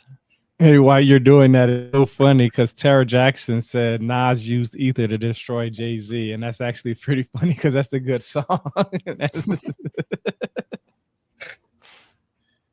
Yeah, well, the rap game is kind of like quantum physics. They're both kind of built on a psyop, but yeah. not for nothing though. Nas do talk about UFOs and stuff though in his songs a lot, so it's pretty interesting that Tara Jackson actually brought that up because he has a couple of rap songs out there that actually talks about UFOs and him experiencing these UFOs or orbs or whatever you want to call them. Oh wow. Well, yeah, not for nothing. You're right. Yeah, I like him. He's got a couple songs I like. I couldn't name them right now. I think Nas is a magician, and he was able to kind of be a hyperspace traveler like Howard Hughes. Mm-hmm. Yeah, you can, like I said, you are literally tapped into the universe. That's what your pulse is doing. It's literally sitting there compressing a hydrogen molecule. It's that cavitation effect. You're tapped in, bro. Your heartbeat is showing it. And if you start writing, if you're in one of those states of consciousness and you pull out a piece of paper and you just start automatic writing, I mean, some of the lyrics that you're going to produce aren't necessarily coming from you. 100%. And this Bob Greener video here, it's about the ether. It kind of explains it. It's not as professional. I took it at the Cosmic Summit, but you can really do everything that magic basically tells you can do. Like all the Jedi mind tricks, those are real. You can literally coerce people if you're really good at it. That's not like a crazy thing, but in a sense it is, because your voice is a very powerful tool. The words you say, the things you think. We're kind of led astray on purpose, right? The thing I was going to say is, you're talking about states of consciousness and writing. Bob Greener put it perfectly. He goes, when you're really tired, you short circuit the pathway to source in your brain. Your brain's sitting there kind of rewiring itself because it is tired. So in that sense, you're going to tap yourself in a little bit more. That's why a lot of people say they write better when they're tired and things come to them and they have ideas and inspiration and all that stuff, because there's a short circuit to source if you stay up a long time. Like nobody really knows why you die if you stay awake forever, but there's probably a good explanation in an electrodynamic sense there. Like you could probably measure it and attribute it to some kind of lack You could of definitely measure it yeah. on an EEG, 100%. Yeah. So, just to sum up why the electricity and electron topic is so important. The coupling between inertia and gravity is in electron dynamics. Electrons and their bundling are reflections of source, or reflectivitons of source. That's the mirror we were talking about. The origin of mass and inertia lies in such science, electron bundling in a vacuum. The mechanism for growth, we already went over that one. All free energy machines will be said to violate the second law of thermodynamics, or Einstein's mass energy equivalence. Second law of thermodynamics states that all systems must spontaneously evolve towards higher states of entropy. But that ignores simple growth. Plants and creatures of all kind, literally the universe's use mechanisms, are not inherently entropic. We see creation. Things aren't just going extinct. And these are, this is the Ebner effect right here, actually. He used it on this, I believe, and it brought it back to a more, used it on this, brought it back to this. And then, good book here. And I think we're going to get into the free energy topic here now. More so. So the free energy technology is ways of generating over unity, aka you put some power in, you get more power than you need out. And there's actually a lot of ways to do it, as I've come to understand. It's just simply a pouring effect of electricity, like waterfalls stemming from the ocean. The science of implosion and vacuum engineering resonate as high bid contenders for circuitry to over-enhance the circulation of electrons. So in all currents that use electricity, we sit there and we circulate electrons from the positive to the negative, or from the negative to positive, depending on what conventional type of thinking you look at it. Everything's kind of backwards. But in all circuits, we're flowing electrons in some fashion. The problem is we sit there and throw them all away on one end. As Tom Bearden says, what we're paying the electricity company to do is have a wrestling match in their generators and then give us the television show. Whereas we should just be able to create electricity on demand. This, the way that we create electricity and use it now is always gate kept, because we ground things out. You know, nobody asks, where does electricity go when you ground it? Well, there's a couple different answers. One is in the ambient air, if you're not grounded to the earth itself. If you're grounded to the earth itself, it goes into the earth, or it comes from the earth. And you can also put it into things, as it turns out. So that's called cold electricity. And there's a lot of stuff that you can make to have over unity machines. Like there's magnetic motors, there's plasma balls you can create, there's electrolysis systems, there's actually antennas that just pick up the signal and then put it into power. Like there's super efficient ways to make solar panels. Instead of having like 18% efficiency like they normally do, you can have them make over unity energy. You could have more energy than you need from your house. There's all kinds of ways to engineer the way that electrons circulate. In Appalachia, people had wood stoves, and yeah, you could, what I'm told is that you could burn whatever you want to burn in there, just burn something, run that heat into a turbine, and then you can create energy for your house, or electricity even, just off of a wood stove. So this is, let me back up in my life experience just a little bit. About 3 years ago, I ended up making a gasifier, which is a wood stove that actually burns not 100% efficiently. So in the burn chamber, it's got coals, wood, all kinds of stuff, whatever you want to burn. And then above that is a hopper of wood pellets and other stuff that's full of hydrocarbons. And when you light this furnace, it pulls the hydrocarbons from the wood, makes quote unquote wood gas, and you can straight up burn that in every single engine on the planet. And it was used in World War II. Apparently gasifiers were a big thing. And there's still a lot of technology surrounding gasifiers for like industrial burners and like crematoriums, oddly enough. But yeah, I mean, when we think about it, all protons have electrons. all electricity is electrons and the lining up of electrons. The lightning you see in the sky is the reordering of the planet per se. Like the electron bundles are needing to be redistributed or realigned. And what this is showing here is kind of the lowest state as we measure for protons and electrons. This is the quantum vacuum field fluctuation. You see, as we approach absolute zero, we still get a little bit of a peak, aka 0 point energy, non-zero energy in the vacuum state. There's still something. What this speaks to is, again, vacuum engineering and implosion. Right. Could you comment a little bit on Planck's length? Because I think understanding the scale of Planck's length when it comes to things our size kind of shows you where all that energy is really coming from. Well, it's very odd because the people that are in power put it out publicly for you to visualize. You may have seen like some of the Avengers stuff after Endgame, like the quantum verse and all that, or Ant-Man. It's basically that. Like Planck length is what the universe is on the macro scale down to the smallest scale. It's on both scales. So you go from the universe at the largest scale, from like the furthest galaxy we can see to the next furthest galaxy we can see. And then you compress that down into like the smallest point possible. So it's kind of both.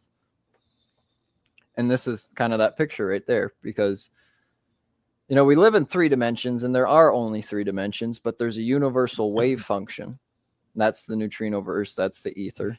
Everything is moving and it's all moving together and there's no stopping it. That wave function is the universe, and that's the Planck length per se. Well, I believe I got that right. Sorry. I was going to comment that as you scale Planck's length up in terms of like by a 1 inch by 1 inch thing, then the background radiation of the universe that's everywhere at all times becomes so super dense, it's like a black hole. So that's a lot of energy potential at this super tiny scale. And if you could harvest that at scale to where we're at now, you're talking about taking energy that would be, you know, beyond anything imaginable just from the void itself. Right here is the cosmos. Yeah. This is a 0 point. This is a black hole. This is an implosion. This is a tornado. This is on all scales. This is efficiency defined on all scales. This is scale invariance throughout the universe. It's a lot of things. The qubits, the bytes, the ones and zeros, the code of the universe runs on a dynamic fashion of this thing. Whatever this torus is, whatever name it goes by, whatever God called it, whatever math represents it, is used throughout the universe. It's the one thing we always see, no matter how hard we look, on the lowest scale and the biggest scale. Here's some books. I made a little highlight reel. If you want to watch it pretty quick, I think it's pretty good. The gist of it is these guys all speak to creation. And it's just kind of a highlight to show how many people stumble upon this. A lot of people come from it from different sides. Like Stanley Meyer came at it from the water fuel angle and figured out that hydrogen is a universal energy aperture. And then guys like Tom Vallone was a patent clerk who would grant patents to people. And he was more open-minded, so he started doing it for free energy stuff. And there's all kinds of people that stumble upon this. That's what you find out when you really get into the weed of electrodynamic science. Or what about Paul Hill? Do you know about Paul Hill? I don't know of Paul Hill. I know of Paul Brown. Okay. Yeah, he wrote an unconventional flying objects book, but he had equations for interstellar time travel. And it talks about like the mathematics of how electromagnetic engines could work and all that. He was in and out of the doors of NASA as well. And I think that what I gathered is that you don't know much about Paul Hill because of NASA. They're like, Yeah. no, Yep. we're not. this guy's work is staying underground. I got another guy I'll tell you about. So remind me of Paul Hill, because it's the same case where he worked at NASA and then didn't release anything until after he died, because he knew of what they would stop him from releasing. So that's why he waited till he died. But yeah, if you guys want to watch this, that's cool. It says 11 minutes, but it goes by pretty quick. So I'll just go ahead. You guys can hear this too, right? Yeah, I think so. Yeah. Turn it up some. I think it's a little low though. Yeah. Yep. Oh, there we go. There we go. The more possible, I say possible, declassification is, because it all is based on how much you know. And if you know enough about a classified project, it's very likely that you can push it out into a declassified area. We say, what is the speed of light? Well, to an engineer, it's C equals 1 over the square root of mu 0 epsilon 0, the permittivity and permeability of the vacuum. So if you can do any engineering to reduce mu 0 and epsilon 0, then 1 over the square root of mu 0 epsilon 0 gets to be a very high number. And so actually aiming in that direction is what can get you beyond the speed of light. You're actually not beyond the speed of light. It's just you re-engineered the speed of light. So, I mean, those are areas that are worth chasing if you can figure out engineering ways of getting from here to there. So those are like ideas on the table, but we haven't done any work in the lab on that. Experiments have been done. I've certainly participated in making some of these coils myself with toroidal coils to try to open up a gateway between our energy density, our universe, and a parallel universe. In fact, there's evidence of at least 6 others, where you make a gateway between us and a parallel world, like you'd open up an energy well, if you wish, into an upper energy density level or to a lower energy density level. Why? Because do you consume a voltage field in an electronic circuit? No. Voltage performs a physical process of opposite electrical attraction. And as you adjust the pulse frequency and you're tuning into the dielectric properties of water, amp flow goes down to a minimum and voltage tries to take off towards infinity if the electronic components will allow it to happen. That knows nonlinear oscillation theory, and also we have to have another one that knows nonlinear oscillation control theory. Those are specializations. You don't... 4. Or above. Or above. Yeah. And otherwise, it's just like they told Bruce De Palma. If it would have been over unity, we would have just locked up the whole lab. So it has to be at this level. But De Palma, of course, has been wondering why it's so difficult to get something which is basically so simple into the public eye and get it into the universities. No, everything is about survival, really, and of course, people take it way too far, and then things.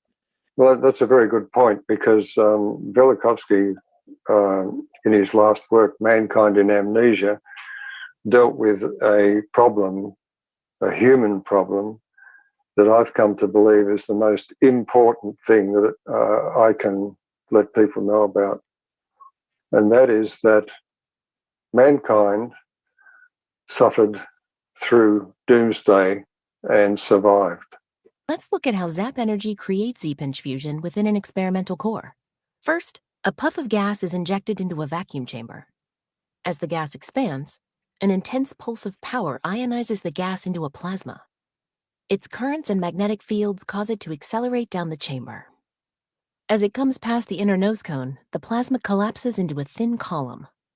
The Z-pinch magnetic field powerfully compresses the plasma for a few fractions of a second, producing extreme temperatures and densities. As this happens, a wave of fusion reactions produces highly energized particles, which can be harvested to make heat and electricity. Soon after the pinch disappears, the cycle will begin again. I mean, I'm just saying we could power the world here, folks. That's not a big deal.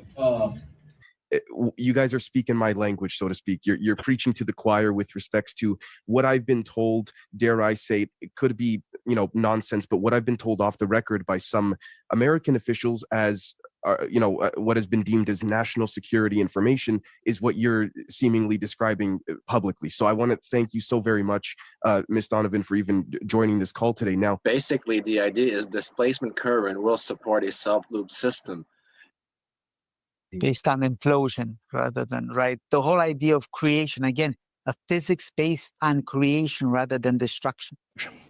So the charge implosion here is measured. The access to the power output is from the centripetal point here to the centrifugal point here, and you can guess which is which polarity, okay? Centripetal, centrifugal, hint, hint.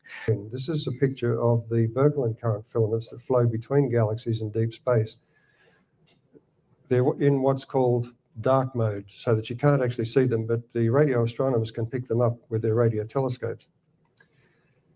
Tony Pratt, who worked at the Los Alamos labs, had access to information that no one else did. And that was the form of plasma instabilities when you create the most powerful electrical discharges that man can do on Earth. And when you do that, you get the kind of forms like that one seen in purple on the right. The armature in this spinning craft is merely delivering a high voltage to a concave surface, which is the Searle principle, and that delivers a longitudinal component. This, which is a gravity wave. The idea is that you can exchange the internal mass of an object with the local environment or the local space-time itself. So the notion that energy cannot be created or destroyed would be correct. You're just basically cycling that energy in and out from the object because of spin coupled to an electromagnetic induction field combined with something else that I'll tell you off the air that would allegedly prove this to, or show at least proof of concept that there would be mass reduction. If you're a human being and you can gain access to this technology, you're right up there with the government, and that's just simply how it is. Now, I want to take a look at something called the electric universe theory. In fact, that Josephson junction capacitance is more able to pick up the longitudinal component. That's the mechanism. That's insane. That's literally how put-offs work too, right? Oh yeah, yeah, well, yeah. It's a long story. Yes. Yeah, Hal was working with Dave, and a little bit too much military there, I think. But anyway, go ahead. Yeah, I feel like I've entered like an episode of Star Wars or something like that at this point. There's so many terms flying around here. And like you said, gravity, once we understand that, it does seem like you can engineer everything in reality, from stargates to cyborgs to whatever you want. It just depends on whatever you want, which, yeah, thank you. Some Star Wars stuff right there. Yeah, I don't have much to add. I would just recommend have a look at my essay from this morning. It maybe may connect to what you just talked. And then I'm sorry, I was going to mention implosion science as the key to gravity. Okay, thank you. Any All other right. questions before I? The three-dimensional concept. So I think a lot of people just don't get it. Yep. But it's a whirlpool that goes all the way to the Planck. And then these transverse waves, because they can only fit through an aperture at the Planck distance, they get squirted into a longitudinal wave. Exactly. That's right. And then they can go superluminal and they can embed in the array. That's exactly what we're saying. And so we know we can prove that's exactly the way hydrogen's built for sure. We have the equations, and then we can prove that's the way DNA is built for sure. And then we can prove that's the way the stack of platonics called electron shells and nuclear hadrons is literally only a platonic nest. So we can prove that's how the atomic table is built, precisely because the platonic nest is the golden ratio dodec. So everything we have that becomes self-organizing, called origin of negentropy, uses that physics called PlanckFire.com. And this is creation. This is transmutation. It's decreation. It's anti-gravity. It's faster than light communication. It's faster than light traveling. It's teleportation. Yeah, we're going to get to that. It's unlimited energy at any point in the universe. It's the God's toolbox with a little g in quotes. living here in America, even recycling is fake. So to hear that is just absolutely mind blowing. It's simple physics, man. Yeah.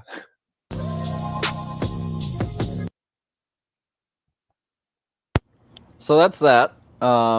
That did go by pretty fast. I didn't feel, I was like, man, when is it going to keep going? I thought it was going to keep going for a while. That was interesting. I actually took a lot of notes while it was going on, man. There's a lot here. So to speak to the pulse thing, right? Sometime this year, I found this. It was at the beginning of the year, January, February, whatever. Maybe even before then, maybe December sometime of 2024. Either way, what this is the Z-Pinch fusion from Zap Energy. What they are is a DARPA project. So this is our own government hiding unlimited energy in the form of massive DARPA projects using plasma. This Z-Pinch is that pulse that I originally wanted to know about. Why does, when you pulse something, like they ionize the gas and it's a pulse of electricity that travels down in a toroid and collapses. Why is that pulse so effective? Because when it compresses in a Z-pinch and in a lightning bolt, there's a release of electrons. The things collide so fast that they disperse. You'll see that Pinch right magnetic here. field powerfully compresses the plasma for a few fractions of a second, producing extreme temperatures and densities. As this happens, a wave of fusion reactions produces highly energized particles, which can... So the machine's not even on and this is happening. You can think of this as a light bulb. You could have a tabletop light bulb reactor that gives you infinite energy. You could turn the flashlight on your phone to charge it. You could turn it on to charge it. You could turn your lights on in your house to have infinite energy. What this is that, except for this is a massive DARPA project. Chief, I think you might find this interesting, and it goes back to the Nazi scientist Richter I told you about earlier. I pulled the story up while this was playing, and basically what happened there was they announced, Richter did a press conference with Argentina. They announced that they figured out the hydrogen bomb before the U.S. did. So the Air Force had guys go down there and talk with him, and what he said to them was, I figured out how to put plasma in a toroidal field, pressurize it, and hit it with tons of electricity. The plasma then stores up its own energy reserves. And he followed all that up by saying, I figured all this out in 1936 in Nazi Germany, and we called it 0-point energy. Yeah, that's the nail on the head. Like Bob Greenyer says, you get anti-gravity, fusion, teleportation. You get all of it when you figure out what this is doing. And it's 2025, and now it's, DARPA doing the same thing and just not telling anybody about it. That's what I'm hearing. Yeah. Let me look. It's worth it. Z-Pinch fusion. I'm just going to share my screen to this. It's got 19,000 views. Probably all of those are from me posting about it on X. Yeah, I'm just going to show you how public this is because there's nothing not public about this. Z-Pinch fusion. You look it up on YouTube. It's right here. That's the video we just watched from Zap Energy. You go to Zap Energy. Fusion power, no magnets required. All kinds of stuff. This is a DARPA project. And it's right in your face. Ultra public. No hide. No secrecy. You take the diaphragm, or you put another, how do I say this? You put a diaphragm on the end of this pulse here, and you can have teleport, or you can have anti-gravity too. Frank Mead, I don't know if I put his device in my presentation here. He's the guy that basically gave the checks to Hal Puthoff, Frank Mead. He comes up with plasma propulsion, which is basically this device with a diaphragm on the end of it. So there is no secrets. And it's literally as simple as looking it up on YouTube. This thing right here, like I said, could be on your tabletop as a fusion reactor. They're making a massive nuclear facility for this one device. And they're going to make it a big device, so it is going to generate a lot of electricity, but it won't be your electricity. You'll be buying it. So that's that. And then I'll share it back to the presentation here. Frank made of Church's chicken. Exactly. Hey, William, what's up, brother? He was at the yeah. It was a cool dude, man. Summit. I had me cracking up. Yeah, I was gonna get him on the show too. I think at the end of something like that. Oh, sweet. Yeah. The one time I popped back to the StreamYard. That's funny. So yeah, here's Tom Bearden. He's got a whole DVD series on energy from the vacuum. So we can just think of the vacuum as energy. All energy comes from the vacuum. The vacuum spins itself up into matter. The vacuum is a superfluid, meaning if you're in space, just like the Titan submarine imploding underneath the ocean, you know, when that guy, the millionaire, had that rigged thing to go look at the Titanic. When it implodes, it is instantly filled. Not necessarily everything's instantly evacuated. It's instantly filled. So the vacuum of space will instantly fill your craft if it has a leak. And that's the energy from the vacuum. There's like 40, sometimes 3-hour episodes that they put on DVD. This was like, I mean, you can tell it was from a while ago. That's John Bedini. He had a free energy motor. That's what this is right here. The magic of this is the inductive kickback you get from one of these magnets passing a copper coil that's right where this mouse is. A magnet on the wheel here will pass a copper coil, induce a voltage in it, and then pull that voltage along with it, and it will collapse, just like the Z-pinch fusion machine we were looking at. You know what's really weird about that?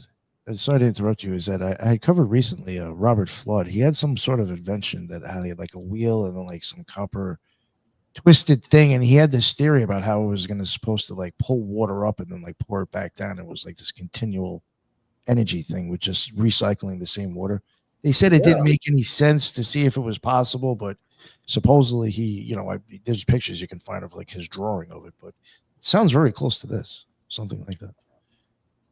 Yeah, it's that. So basically what he's doing right here is getting a pulse modulated device out of this. So this whole thing is a regular motor for the most part. The coil, the magnets, all that stuff is found in regular DC, AC motors throughout the planet. But the magic, the power comes from the circuitry. It's just a simple switching effect going on underneath here. It goes from positive to negative in tune with the wheel, and that experience generates over unity. It's cold electricity too. You'll find that as he talks about his devices in the series here. I've watched all 40 of them, so I can just tell you from watching them that it is all about the pulse method, and that it is cold electricity, meaning you can touch it and it won't hurt you. It doesn't heat up wires. It doesn't short circuit things. It's cold. And I don't have the video. There's a great demonstration of the Searle effect generator on YouTube that shows that as well. If you don't know what the Searle generator is, it's basically a wheel flipped on its side, and there's a bunch of magnets that spin around it, and that generates electricity in the core. Actually, it's an ambient energy generator because it sucks in energy through the core of it and then recirculates it in the toroidal field. Was Bearden able to levitate objects? Well, he worked with a guy named oh my God. Oh, he did magnets. He used magnets to make like trains move around and stuff. Howard Johnson? No. Maybe that's his name. Long story short, yeah, they did an experiment where apparently the guy he was working with, I believe his name is Howard Johnson, had a device that when spun up fast enough generated a gravity field from its own spin and took off. So, yeah. I thought so. Yeah, I thought I'd heard about that. I don't know if it was a pyramid or not, but or was the object in a shape of a pyramid? I'm not sure. I thought No. maybe I read something about that, but The magnets were diagonally sliced on the Howard Johnson wheel, but they're not necessary. I mean, they are kind of pyramids. They're like right angle magnets, but they're stuck on a wheel that he spun really fast. That's the gist of it.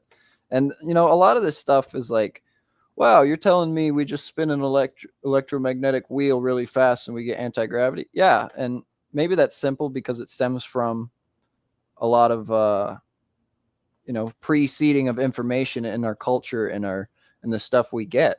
And that's because they already have it. Like I was going to say the other thing with that video I put together is Hal Puthoff's literally talking to the grandson of Victor Schauberger and saying, yeah, we can't replicate this technology, with a smirk on his face. Like, I don't know about you guys, but when he says, yeah, we didn't see any lift, you can smell the shit grin, right? Like, you can tell he's lying. And then he says, well, we didn't have enough parts. It's like, okay. So he's just lying about it some way or another, some fashion. And yeah, Schauberger came up with implosion drives. There's a lot of people that figure it out. As you, I guess, just get into it when you start learning about this stuff. Anti-gravity, I go into that a little bit down here some more. But this is all water fuel, thunderstorm generator. I saw one of these run at the Cosmic Summit. That was pretty sweet. There's water fuel from regular water electrolysis, but not necessarily regular because it's modified to be efficient through pulse method and stacked arrays and then photon injection and all that. That's Stanley Meyer. Using radio frequency to create sonoluminescence and pop out electrons from water. That's John Canzius. He lit water on fire through using radio frequencies. That's also kind of a John Hutchinson effect, if you know who John Hutchinson is. But that's John Canzius. He had RF frequency fire from water. Walter P. Jenkins had another one. Robert Boyce had another one. These are just 5 examples of water fuels sources and machines. And this is this is John Canzius right here. This is the Walter P. Jenkins device, I believe, and this is Stanley Meyer stuff. And that's the thunderstorm generator magic right there. Magnetic motors, John Bedini, Howard Johnson. Yep, that's the guy that had the anti-gravity effect that we were just talking about. Nice. That's John Bedini. He's the guy in the picture here. He's a little bit older here, but same guy. Searle effect generator. So there's a video on YouTube that they start this thing up and it starts going, and then the middle of it here starts getting really cold. It's because it's sucking out electrons into these outer rings. It's an ambient energy generator. It's going to suck stuff in this way through and around it, and it's going to create its own little warp bubble in space. Is that something like a black hole? Yeah. Yep. So there are no black holes. It's only implosions. And implosions are, I didn't get it on here, but they're simply like, black holes are not black holes in the sense that they suck in everything and destroy it. They're simply a point of scintillation. So things will emerge into it and then emerge out of it in exponential fashion. So you'll get sucked into it super quick and thrown out the other side real fast. There's a beautiful experiment where somebody sets a can up, a regular Coke can, Mountain Dew can, Pepsi can, whatever, on the side of a hill, and they cut the top off. They stick a piece of paper in the side of it so it covers up most of the back half, and then they stick a pinhole through one side so the light emerges through the pinhole, through the black hole, through the implosion. The light from the hillside of the nature will emerge through this pinhole and onto the paper. Now, how does it do that? How does it's a beautiful experiment, and it speaks to the time of photography being invented. But it's so simple because it's simply an implosion point. Like it's a 0-point energy analog itself. Things enter in and then get thrown out the other side. So there are no black holes that tear everything apart. There are black holes that throw things away, though. This could get into portals, right? Stargates. Yeah. Yep. And then Cromray converter. This is Joseph Newman's device down here. All kinds of stuff. Oh, the End machine from Bruce De Palma. That's this. It didn't achieve free energy, but what it did was explain science a little bit deeper. So he basically stuck 2 rotating gyroscopes. I think they're gyroscopes. No, what's the name? Homopolar motors.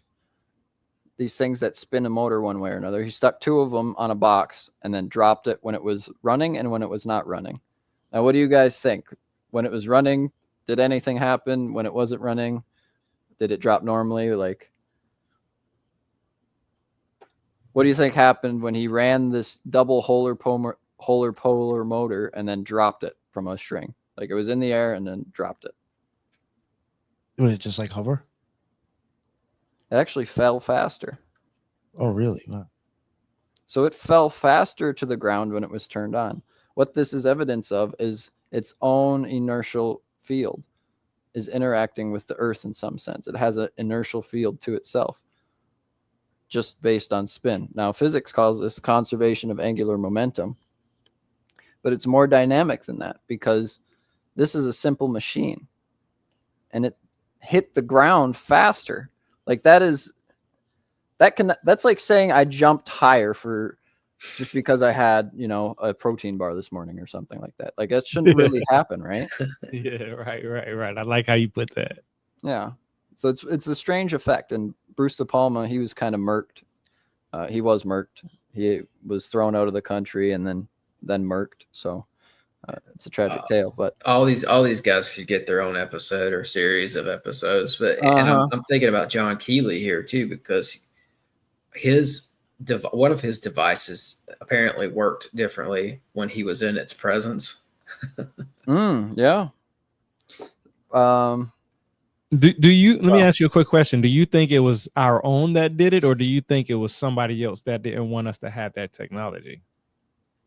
That's a good question. And I'll say this, a lot of people talk about that. A lot of people go to the suppression angle, the overarching suppression angle of why we don't have this technology and stuff like that. And I don't want to say I don't care about that, because I do care about that. And the implications are massive one way or another. But at the same time, I'm at the point where I know all the stuff I'm talking to you guys about. And if I were to know what the question you just asked me, I'd kind of be like even more scared for my life. Like I haven't even built nothing yet, but just talking to you guys is, these are national security secrets here. If you had more energy than you would ever need in any one of these devices, could you imagine the life you could live? You could go to any farmer. You could go to any business and instantly help them. You could go anywhere yourself. They'll never let it happen. My dad had multiple patents. They shut him down. That other guy had patents. They shut him down. There's too much control in the oligarchy. They're never going to let it go. The scary thing to know But is I that agree. whoever they are, they eat their own. That's what I would sum that question up as, is they eat their own children. I agree with that too, and what Heidi said 100%. And that's what that's why I don't get this whole. I don't mean this in a way that like I'm trying to come after anybody, but this whole notion of there are no secrets. I'm not really. I don't know, man. I'm not really.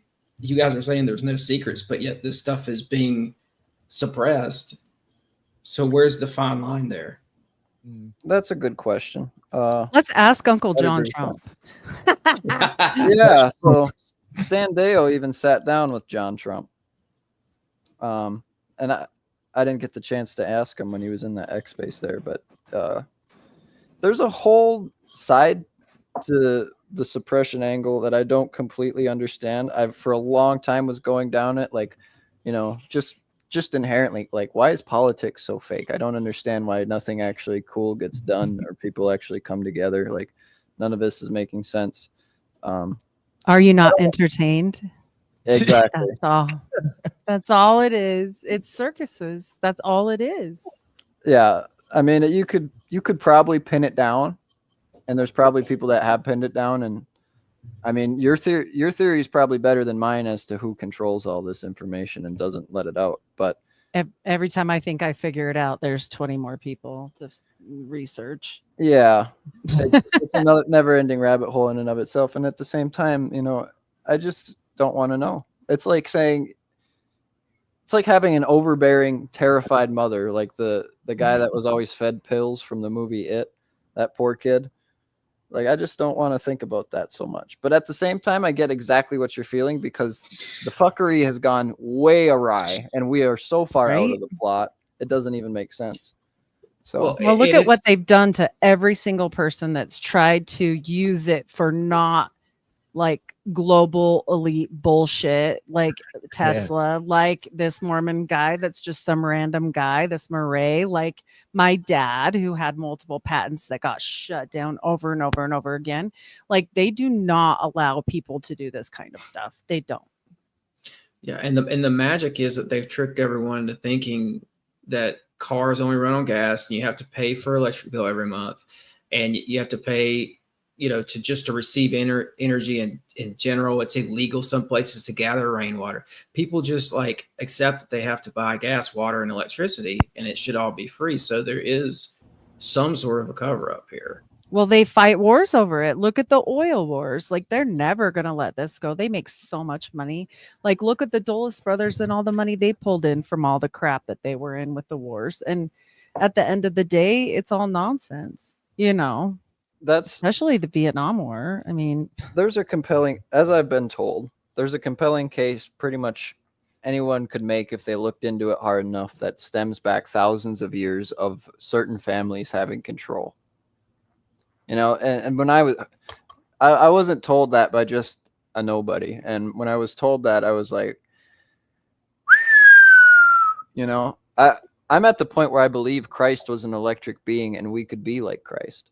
So I believe we are way more abundant and capable of great things than the system we're in allows us to think. And I don't blame anybody for not. I don't know. I don't even blame anybody for being wrong or into politics, or I'm not really mad at anybody anymore because the system is so overbearing. I guess you're right. That's still the one secret, is who is it?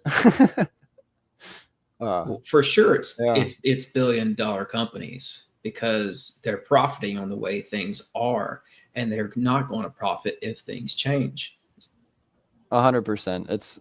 If I were to sum it up in my thoughts as to who controls this technology, this planet, literally, it's an amorphous, amalgamous blob of, regulars and non-regulars that are contributing and not contributing to some kind of dynamic plot. Like, they're obviously scripting stuff along the way, so it's not hard to realize that there's somebody out there. Like, COVID was a big thing for everybody, but I don't know.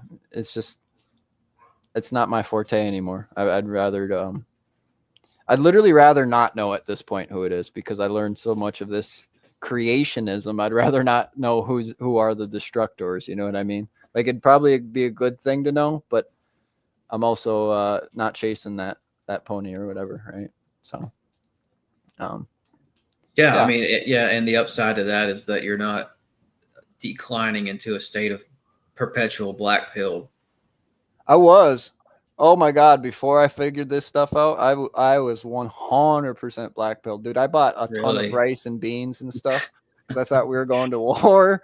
Like, well, I'll tell you this, man. You don't give off black pill vibes now. That's for sure. Only because I've gone through the loophole. So this stuff, like I said, I can't even imagine the life I would live if I had free energy. Genuinely. Like, you don't need anything. I'll be traveling the world. You would be traveling the world. You could travel the cosmos if you had free energy. If you did it right. You could make your own UFO. What would you need money for? I have a question for everybody on the panel. Would you do the jump though, knowing what happened to some of the people that we think maybe did the jump? Would you jump time? Would you time travel? Would you do it? Well, yes and no. I don't think there's really time travel per se in a physical sense. Well, Like portal travel. We'll reword that. Well, it's like you heard of the Montauk stuff? Mhm. It's kind of time travel like that, where you sit somewhere and then the field around you is kind of like foggy and you can peer through it. Like you can time travel in the sense of like holographic vision, like you can recreate something that happened in the past per se, but there's no really going back to it because it's already disturbed. The past is gone per se. Like you can There only are, look at it through a like, foggy some lens. weird accounts of Howard Hughes being other places when he shouldn't have been, that there are actual people, and Tim knows this, we did a show on it, where they discussed it when he was in a whole nother country, and it was very strange. And so I don't know, there's enough for me to be compelled to think that they have figured out some things, but I think it messes with you. Like everybody Yeah. we've seen that does that, I think it comes with a cost. So that's why I'm curious for the panel. Would you do it? If you could do it, would you do it? Yeah, it's engineering consciousness, and this guy right here, Viktor Grebennikov, I'll talk about him a little bit more. He had a bee's nest that you sat under, and it would heal you, per se. I guess YouTube doesn't like that word, so I apologize for That's saying because, that. yeah, it's 'cause you Um, said bees. Yeah, so this Wow. is Viktor Grebennikov. He had something like a time travel device at Montauk where you sit in a chair and the field around you can be morphed into anything in the universe. Like when you're in a state space, you can condition a state space to direct energy flow. All of physics is about energy, and state spaces are the universe. So a human being, for instance, in a Cozy Rev mirror, can get all kinds of telepathy and maybe teleportation going on, but the time travel thing is not a physical thing per se, in my opinion. Studying all this physics, it's just like peering through the fog at an old TV. You're going and looking at the past. Your spirit can probably go and embed in that past state space and whatever you're trying to focus on or remote view, but it's not necessarily that like I can time travel back and see a dinosaur and then come back with a tooth or something like that. You know what I mean? It's not so much of like the mirrors come in, the smoke and mirrors metaphor. That's about time travel. That's about telepathy, smoke and mirrors. And 100%, I believe yeah. in telepathy because I've studied Puharic quite a bit and the nine. And so for sure, I believe that. But I also believe there's a physical manifestation that they figured out. Like, Well, that honestly, could be. just because of the people that have around these cases stated, like there's people that saw him there and different things. So if not, it was a very realistic hologram or something. I'm not sure on that. But nevertheless, they are admitting now in a lot of these declassified things that they're releasing all about Puharic's work for sure lately, which is really interesting that they've never let that go before, The mental part of that is being verified, with the CIA docs. So I think he was inventing some of this cool free energy like technology too. Heidi, I saw something about that the other day about Puharovich was actually like an inventor as well, which is I thought was just an interesting addition to his story. I've heard the name before. He's probably in that field. Have to. If you haven't been down the 9 and Puharic with what you do, it's fantastic. You have to. It's like such a fun dive. Okay. Even it won't mess you up too bad, except he does some weird. His experiments were in the 70s, so there's kids involved. Oh yeah, but not that nothing gets too deep as far as anything weird that way. So. Just that they were like space kids. It's like basically like that show. Oh my gosh, why can I never Stranger Things? Yeah. And Faraday cages. It's very interesting. Children, sorry, Heidi. Yeah. Children younger than 7 are sometimes considered to be able to perceive the veil or 100%. you know, and so they can immediately perceive past. They don't need any of the technology. They don't need any of this. They just need a story. That's They're kind not of the idea. they're not really self-formed, right? And if we think back to the idea of short-circuiting your brain to be more in tune with source itself through not going to sleep and making yourself tired, The veil. we can think of that being directly correlated with not being completely embodied, right? Like 7 or 5-year-olds don't typically have the full capacity to make good decisions on their own. Now, like I was a camp counselor at the YMCA in high school, and I've seen some 5-year-olds that are extremely mature. And I don't know if that's, because I live in America and things are in the water and food or whatever, but there's variations in that. But yeah, 100%, being in tune with source is what your brain and heart is doing. Your lungs are constantly opening and compressing. Like there's a lot of ways to talk about it. But in a physics sense, yeah, all that stuff is real. They use kids. Well, that's what's scary. And the whole situation with the ether and some of the hardest hit channels that I've seen as of recently, like a Steiner channel, she just speaks about Steiner, and it didn't have anything to do with like harmful situation or whatever. What they shut her down, Nope. and when you can see all this coming to fruition as this comes forward, right? And you read Steiner, then you go, oh, okay, that's why. Same thing with Puharich. You'll see. It's relevant. There's a few. So to name off a couple of areas of physics that have been classified by the U.S. government that Mark Andreessen talks about. One is resonance. One is longitudinal electrodynamics. Another one is like the whole remote viewing thing and all the psychological aspects that are actually psychological aspects, like the whole idea of therapy and psychoanalytics, at least American world or in USA world, is completely nothing to do with anything actually physical. It's all emotive and interpretive. But there, another area of physics that's kind of gate kept is piezoelectrics. The idea of just compressing something and it generating a voltage. We talked about that recently on the show. Kind of. Yeah. Another one is just static electric, being something having a what do they call it? An electret property where it's sitting there resonating a static electric field. That's kind of covered up. You don't hear that too much. But there are so many different areas of physics that are covered up. And when you have things like weather manipulation on planet Earth, it's kind of easy to see why the idea of phase conjugation is another area of physics that is kind of gate kept. We call it different things. Four-wave mixing is a name for it. There's, but it's implosion science. That's another area of physics that's gate kept. All kinds of areas. Grounding, the study of grounding, all kinds of stuff. But do you get into Eric Dollard or Van Tassel and the Integratron any? I've heard of Eric Dollard. I know I need to get into him because a lot of people talk about him. But I think he's still alive, but he worked out at Van Tassel's dome that he built out there in the Mojave.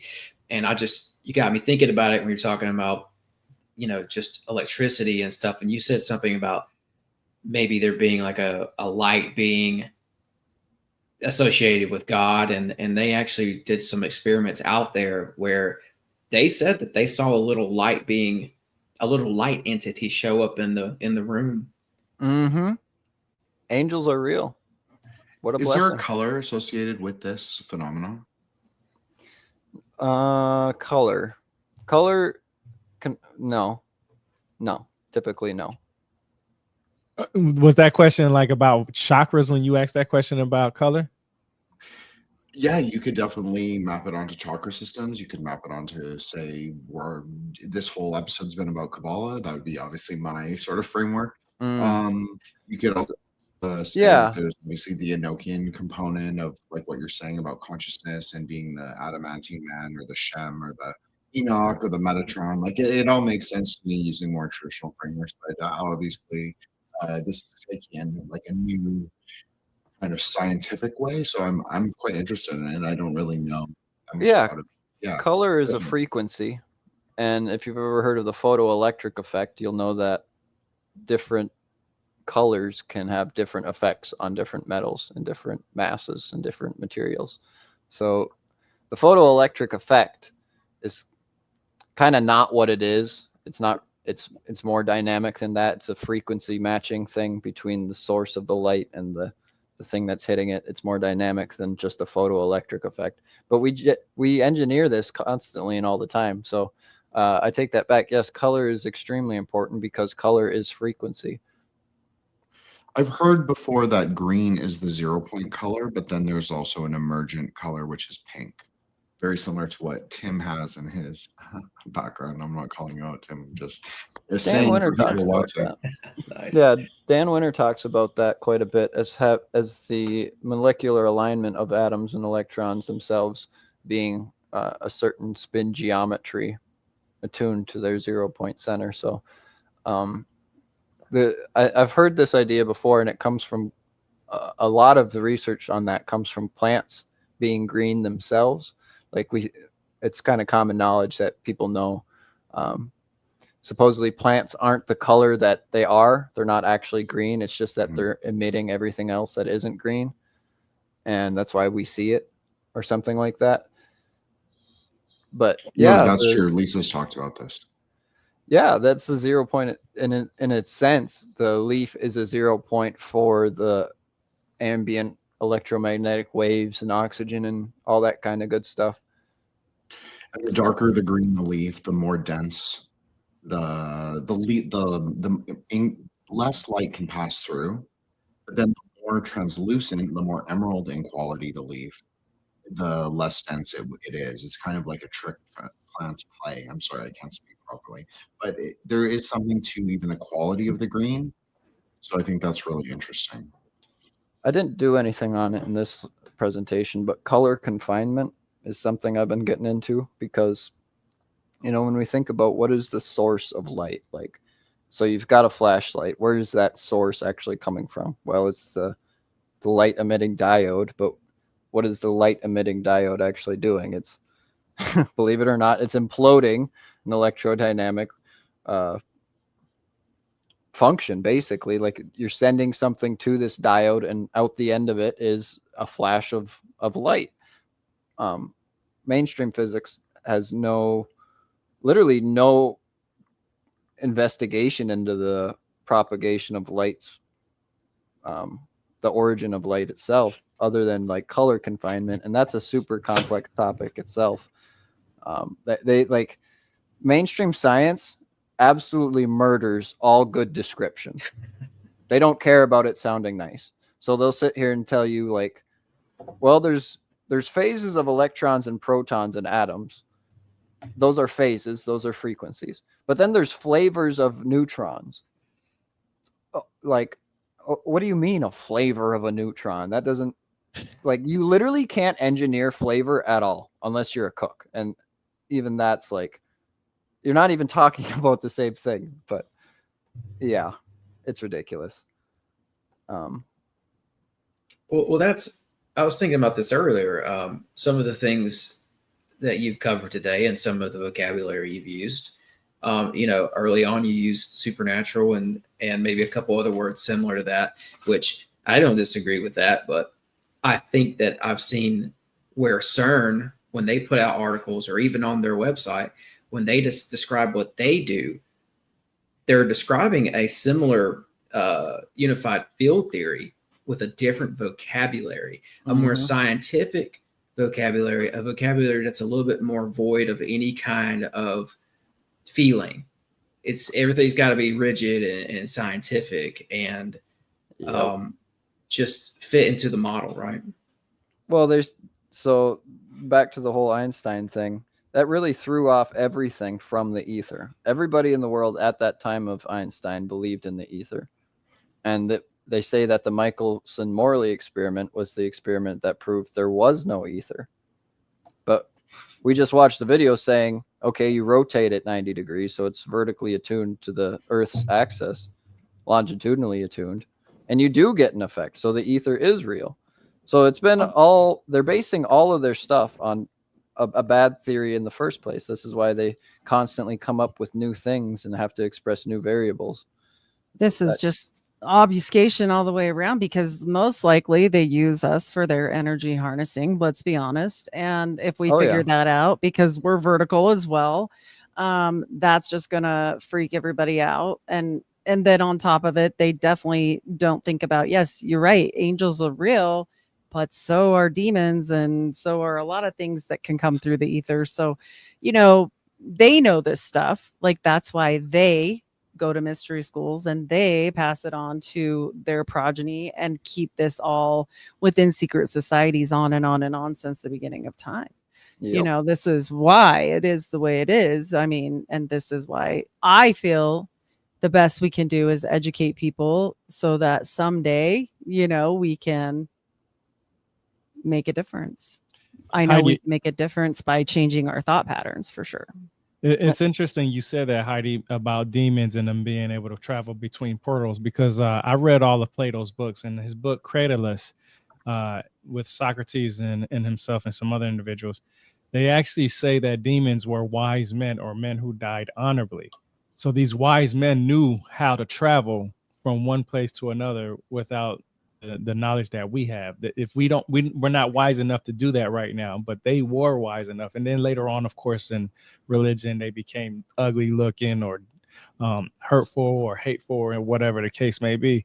But when I go back to Plato's books and read his books, they talk about how they're wise men, and that brings more understanding to what is being spoken today, because you have to be wise to be able to achieve these different traveling ways and stuff like that. And it's interesting that he brought up the tower from Nikola Tesla, because when he first started, I actually wrote it down.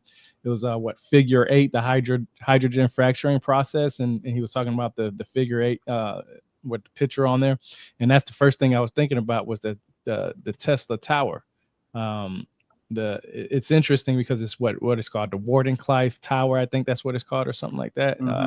So that's interesting, because you was talking about how there's so much energy up there, and that there's a way to harness it, and Tesla was trying to harness that energy from up there. So I like this conversation a lot. And not all things are, to your point, I definitely think there are some wise things, but I think there are some dangerous things. And I think that it's all levels. And if you're summoning, like, just putting this out there for those practitioners of magic, I always have to be the one. I retired from that, Heidi. Yes, I know, Jen. You don't talk to the spirits anymore because they lie. Dr. John D will tell us all about how much they lie and how lower level demons come through first. It's just like going to junior high, like the kids that come up first. You might not want to have your best friend be them first until you vet your people. Not saying never, but just vet your people. Don't play with Solomonic magic. Jen knows. I couldn't agree more. I'll try to wrap this up here pretty quick. We've been going a while now. Appreciate you guys for hearing me out. I do speak about that a little bit at the end here, but just to speak on the magic aspect, all angels and demons come through you. You're tapped into the universe. Your intention brings them in, and depending on how you have your life set up, it can be a good thing, it can be a bad thing. It all takes practice, and a lot of people are consumed by the demons that are fed to them. Like, our society literally feeds us demons nonstop. And not to get too political or anything, but you can give kids drugs nowadays just for fun, basically. Like, you get them, your kid's a little rambunctious, and then all of a sudden, he's acting up at school, and he's all of a sudden on drugs the next day and a totally different human being. Well, that will literally allow demons into his life one way or another.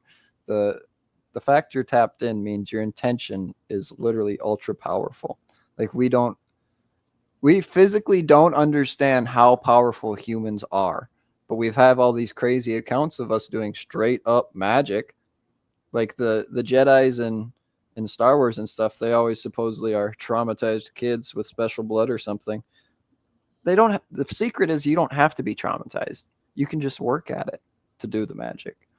Yeah.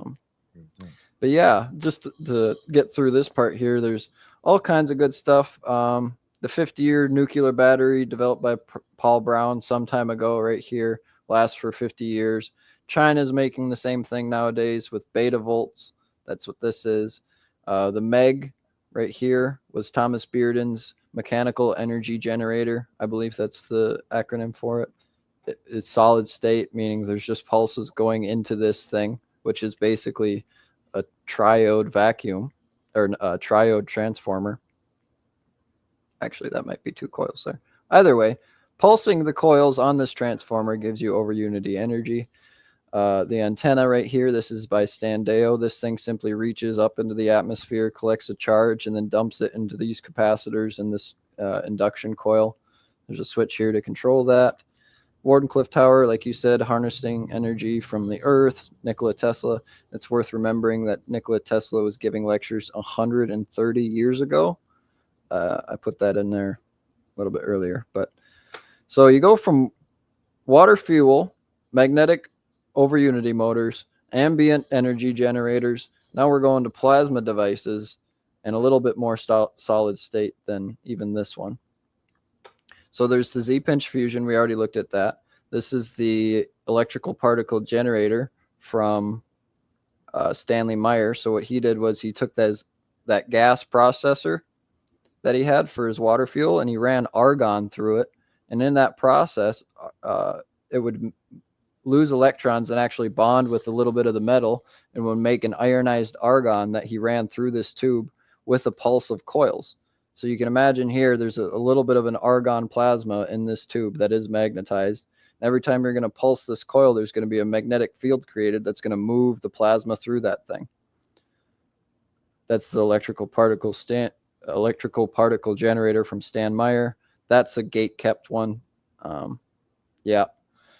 This is the field emitter array, a spint array. You can just see that there's little points everywhere. These will oscillate naturally just because of the ambient electrodynamic waves floating throughout everywhere.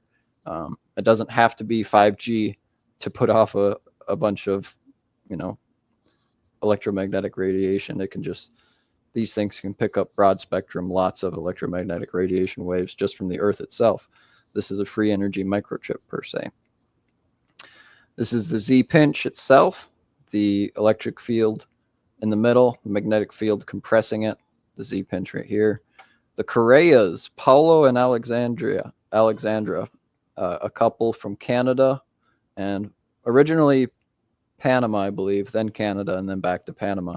They're gate kept because of their excess energy pulsed abnormal glow discharge reactor, which is basically a light bulb like the Z-pinch fusion thing, except for a little bit different. EVOs by Ken Shoulders. Ken Shoulders was a guy who worked with Hal Puthoff for a long time and John Hutchinson and a bunch of, he worked at Stanford Research Institute and a crazy life. But his whole thing in a gist was developing the idea of a macroscopic electron, an EVO, exotic vacuum object. You can see here, this is an exotic vacuum object circuit. Cathode will pulse an EVO, a macroscopic electron, down the tube, and it will impact the anode. And on collapse, it will gain a charge. That's that. Plasma devices in solid state. Anti-gravity. February of this year, I had what I thought was an original idea, and it turned out to be true that bees are anti-gravity zero-point energy machines. I genuinely had this idea pop into my head after watching some of Standeo stuff. And then, they disrupt space-time and electrical phenomena. You can literally hear them buzz. Bees have wings. How are they anti-gravity machines? Well, typically wings are equivalent to sails on a sailboat catching wind and riding currents. Bee flight is a different operation. They make their own currents and can travel independently of the ambient currents. They need the air to create a field of propulsion. Field propulsion is anti-gravity.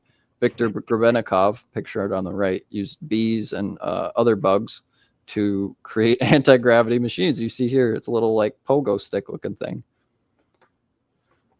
The EM drive from NASA and Frank Mead's plasma propulsion also uses field propulsion in one vector, whereas the B is in its own manipulable vector, aka scalar field.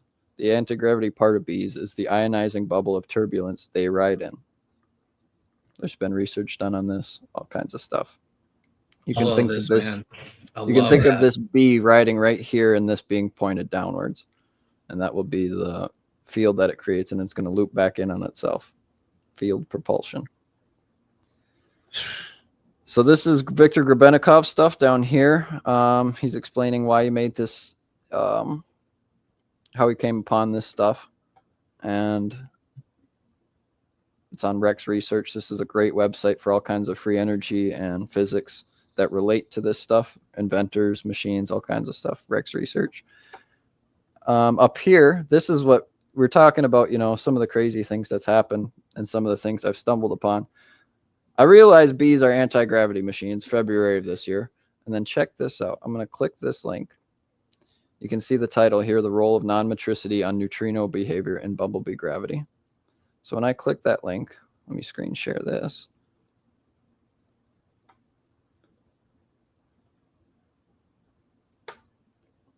The Role of Non-Metricity on Neutrino Behavior in Bumblebee Gravity by Yuxan Shi and A.A. Ejrano Filbio, whatever.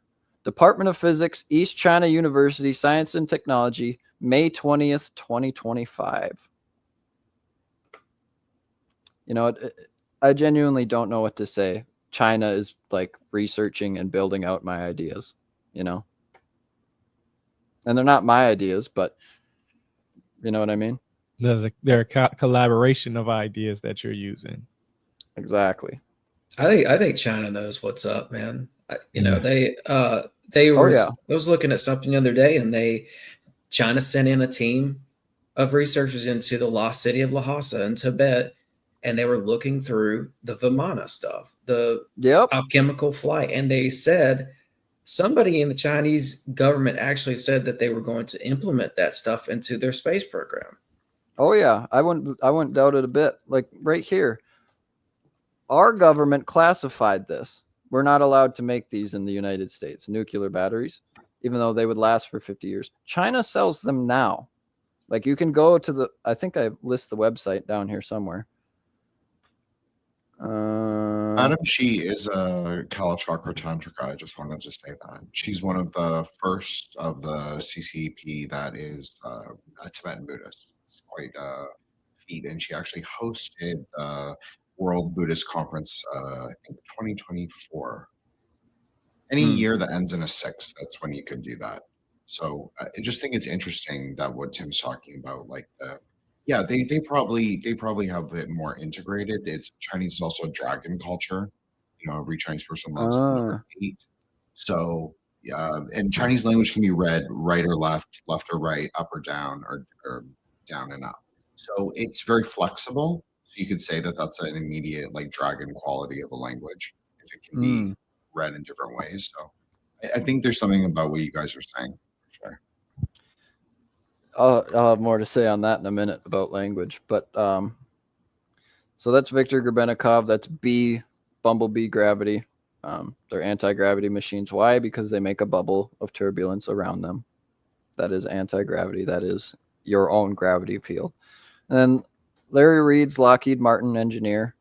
Pulsed array beam operating modes. This is a UFO right here. This is his latest work, which he just published last month, I believe, quoting Bob Grenier, which was nuts to me because, you know, I've been following Bob Grenier for a while now, and to see Lockheed Martin, Larry Reed quote him several times in this work, his null space vacuum depressurization paper he just published, is bananas, because what he's saying, right, even the title alone is a hint. Null space vacuum depressurization, state space vacuum implosion. That's what he's talking about right here. He's seeing futuristic ball lightning technology. This is at the end of his newly released paper. We can do this. We could build these. Humans could ascend to the stars. This is the EM drive. This is Sal Paez's work right here. These are Larry Reed's stuff. I guess I didn't put Franklin Mead's stuff, but you can look into him as well. Scientific conclusion is unified field theories or theories of force unification are a dime a dozen, attempting to explain energy itself.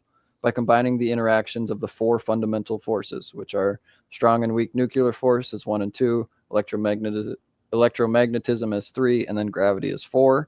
You combine those, you get a unified field theory. These are actually 11 different resources that could all lead you to a unified field theory of some kind. A lot of them are things I've already referenced through here. I won't go through most of them now, but just to shed light on another guy who's extremely important is Harold Aspdin, or Aspdin. I don't know how you say that, but Harold Aspdin, physicist, engineer, extremely smart man. He figured it out. Orest Bedri, he's the guy that I was going to tell you about in our previous conversation when we were talking about people not saying stuff because they work at NASA. Orest Bedri was a guy who basically built their IBM computers and had a new relationships and measurements for gravity physics. He had all kinds of worthy knowledge that he wrote down, just never published till he died. Stan Meyer talks about energy because he saw it physically coming from the hydrogen in a cold cathode reaction. He said that the hydrogen molecule was a universal energy aperture, allows energy in. Hal Puthoff actually has a paper called The Ground State of Hydrogen, which explains the ether in some sense, but more in a quantum quackery type of sense. Dan Winter's on here, Tom Bearden, Jason Verbelli. He's a cool guy I've gotten the chance to talk to. He was the protege of John Searle, the guy who made this device. Protege of John Searle. It's Jason Verbelli. Yeah, a bunch of stuff here. Here's my speculation. We call the universe many names, but superconductive is best. It always, as far as we know, the universe is going to keep conducting itself into eternity, right? As far as we know. My stipulation, electrodynamics are scale invariant representative nature in the most supernatural sense. The 4 forces combine in plasma dynamics. From Earth weather to solar storms, plasma is the exponential interoperator between all phase transitions. Solid, liquid, gas, plasma, but it is plasma in between. Plasma has the physical origin of inertia, mass, and energy. Inherent to its locale in eruptious double-layer magnetic sheath, it is the physics of creation. Ball lightning is macroscopic electron bundling on scale with a microscopic electrons, the scale invariance from stars to circuits. It's the technology of creation, literally physically hiding in front of our face, sometimes as symbolism we've been conditioned to ignore. Think of your eyes, think of the eye of Horus. All religions are, they say, a way to deal with the material. Okay, then that's not a religion. That's just a way to deal with the material. The Vimanas, the crosses, the Vajras, all of the ancient religious architecture, symbology, it all points to the physics of creation. Language of inter-universal operability is catastrophic disclosure. Language of inter-universal operability is catastrophic disclosure. You have a spark of enlightenment that allows you to transcend. Microtubule research and physics say so. So where does this sum up? Right here in the ancient symbology and architecture.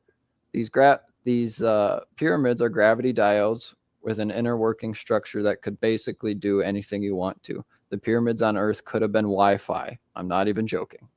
The boats from ancient Atlantis with the arcs on the middle, these things probably flew.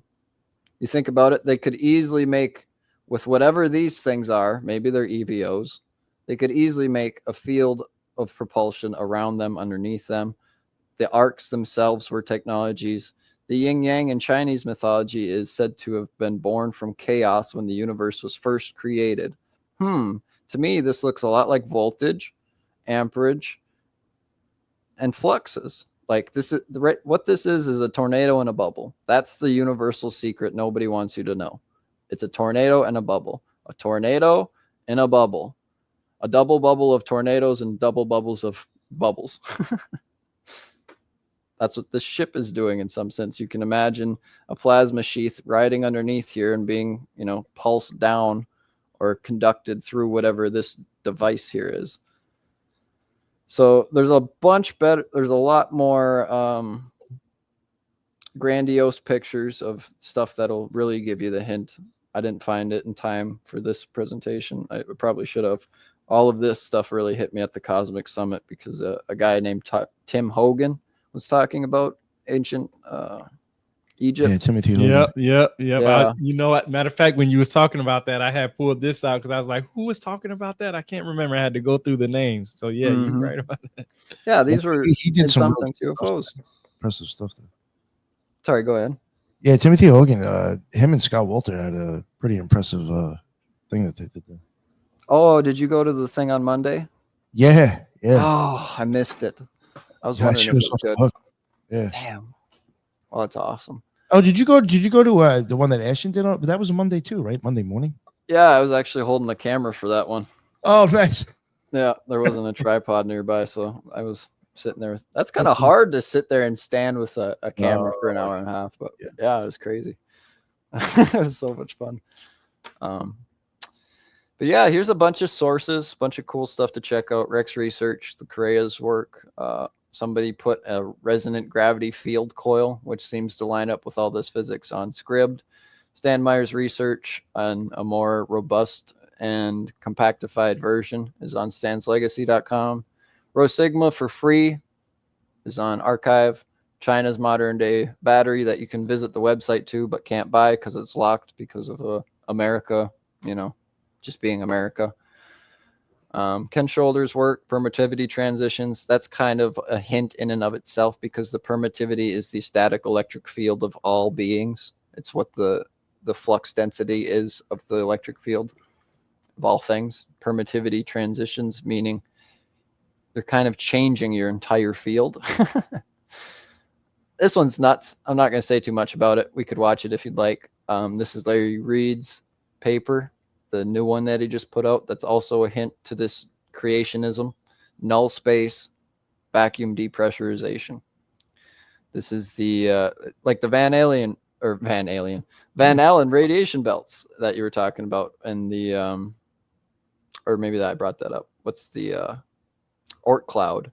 That could be this, the null space vacuum depressurization kind of idea.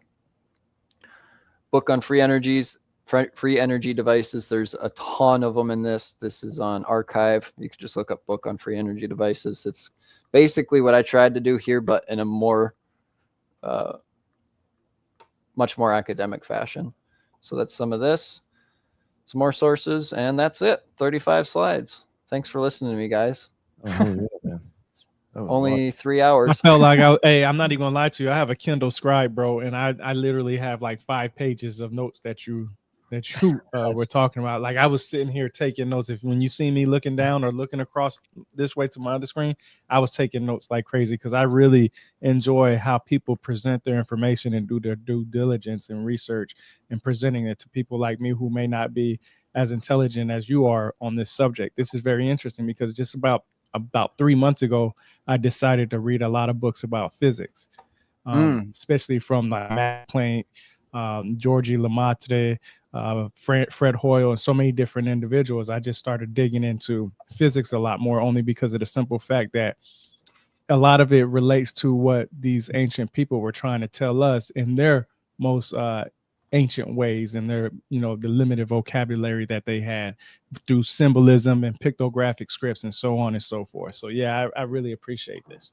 And 100%. And I was the same way, and I've been on it for 2 years almost now. I was just going to show this Energy from the Vacuum series by Tom Bearden and all them. It's great. It's amazing. They basically talk about implosion without knowing it.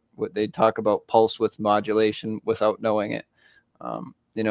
Going back and looking at some of these videos, it's been really revealing, just on a functional basis. Like you watch what these people make and try to figure out what links that to everything else. What's the scale invariance principle at work here?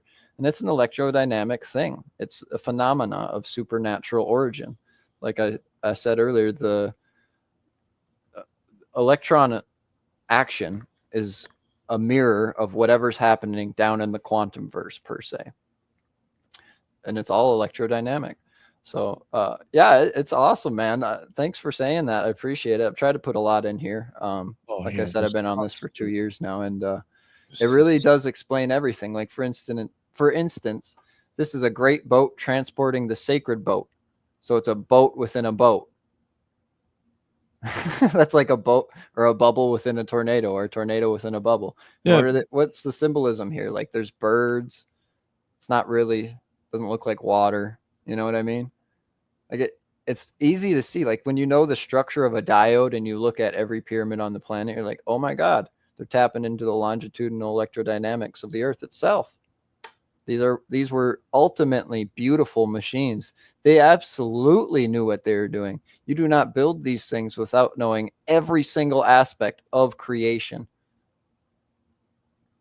That's what people don't understand, because it's gate kept and it's hard to come across that.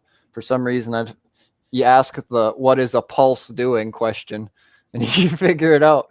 You try to figure out what electricity is, and you figure it out.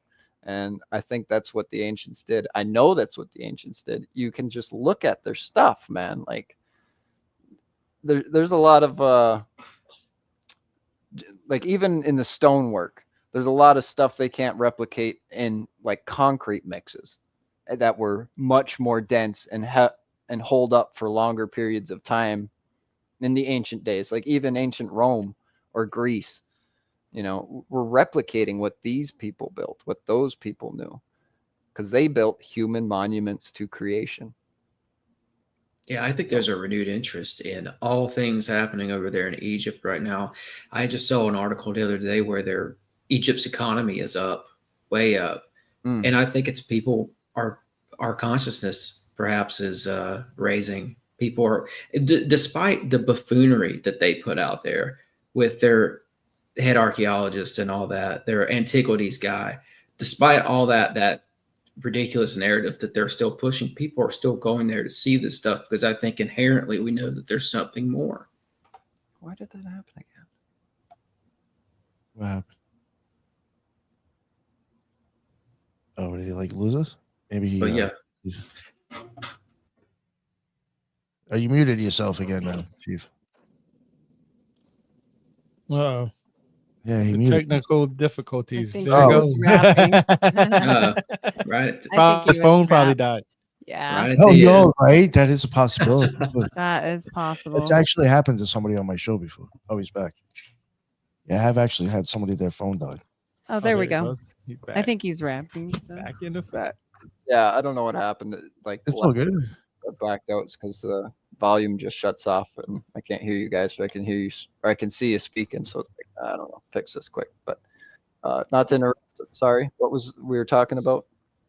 Oh, I was just saying, I think I was saying the last thing, and I was just talking about Egypt and a renewed interest in this stuff. Oh. You had the pyramid up there, and I was just thinking about how I think there's a renewed interest where people out there really want to know more about this stuff now, maybe more than ever. Oh yeah, and I mean we talked to, I know I did, I think you did too, Nick. I saw it on your channel. The guy that released the Sapphire stuff.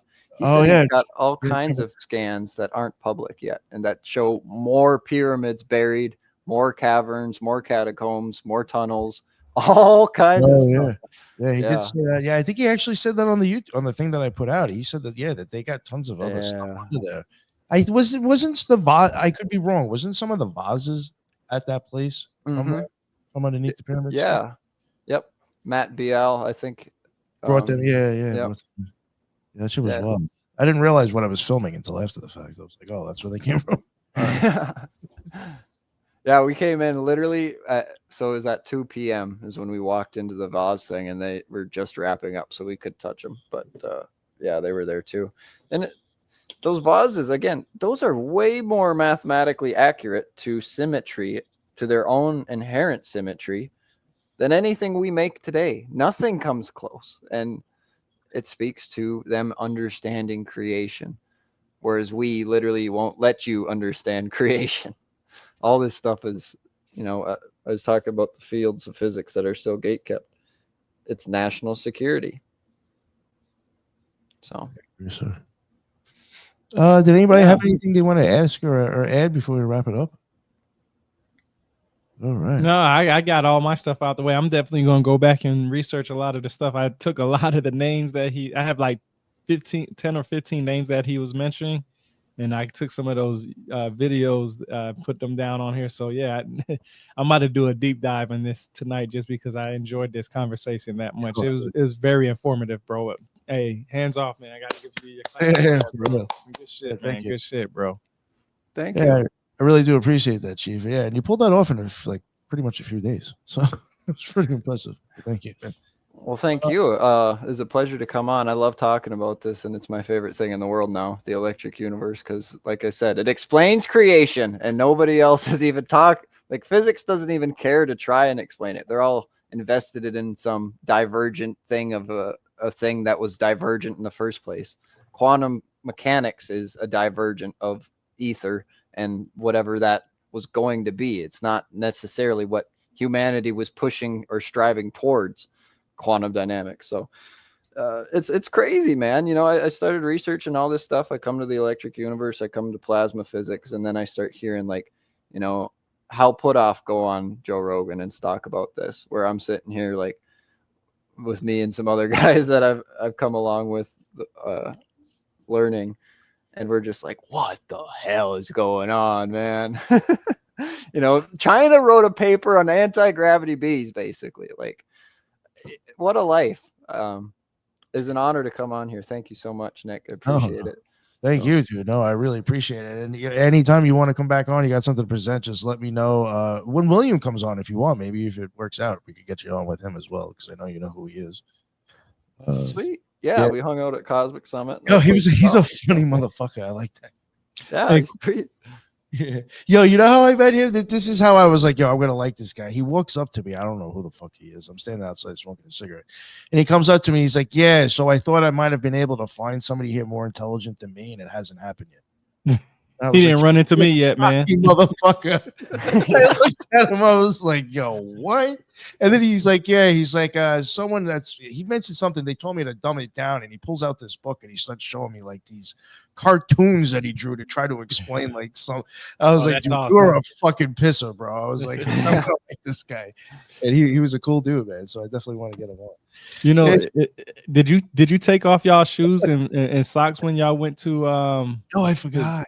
I definitely did. I felt the change, and I felt when I took my boots off and my socks and I put them on them stones, man, I felt the tingling. It was a totally different feeling. And then when I'm outside most of the time in my front yard, I usually keep my socks and shoes off, only because I like to ground myself when I'm out there and stuff like that. Read a book, sit a chair on the grass, and just read a book and something.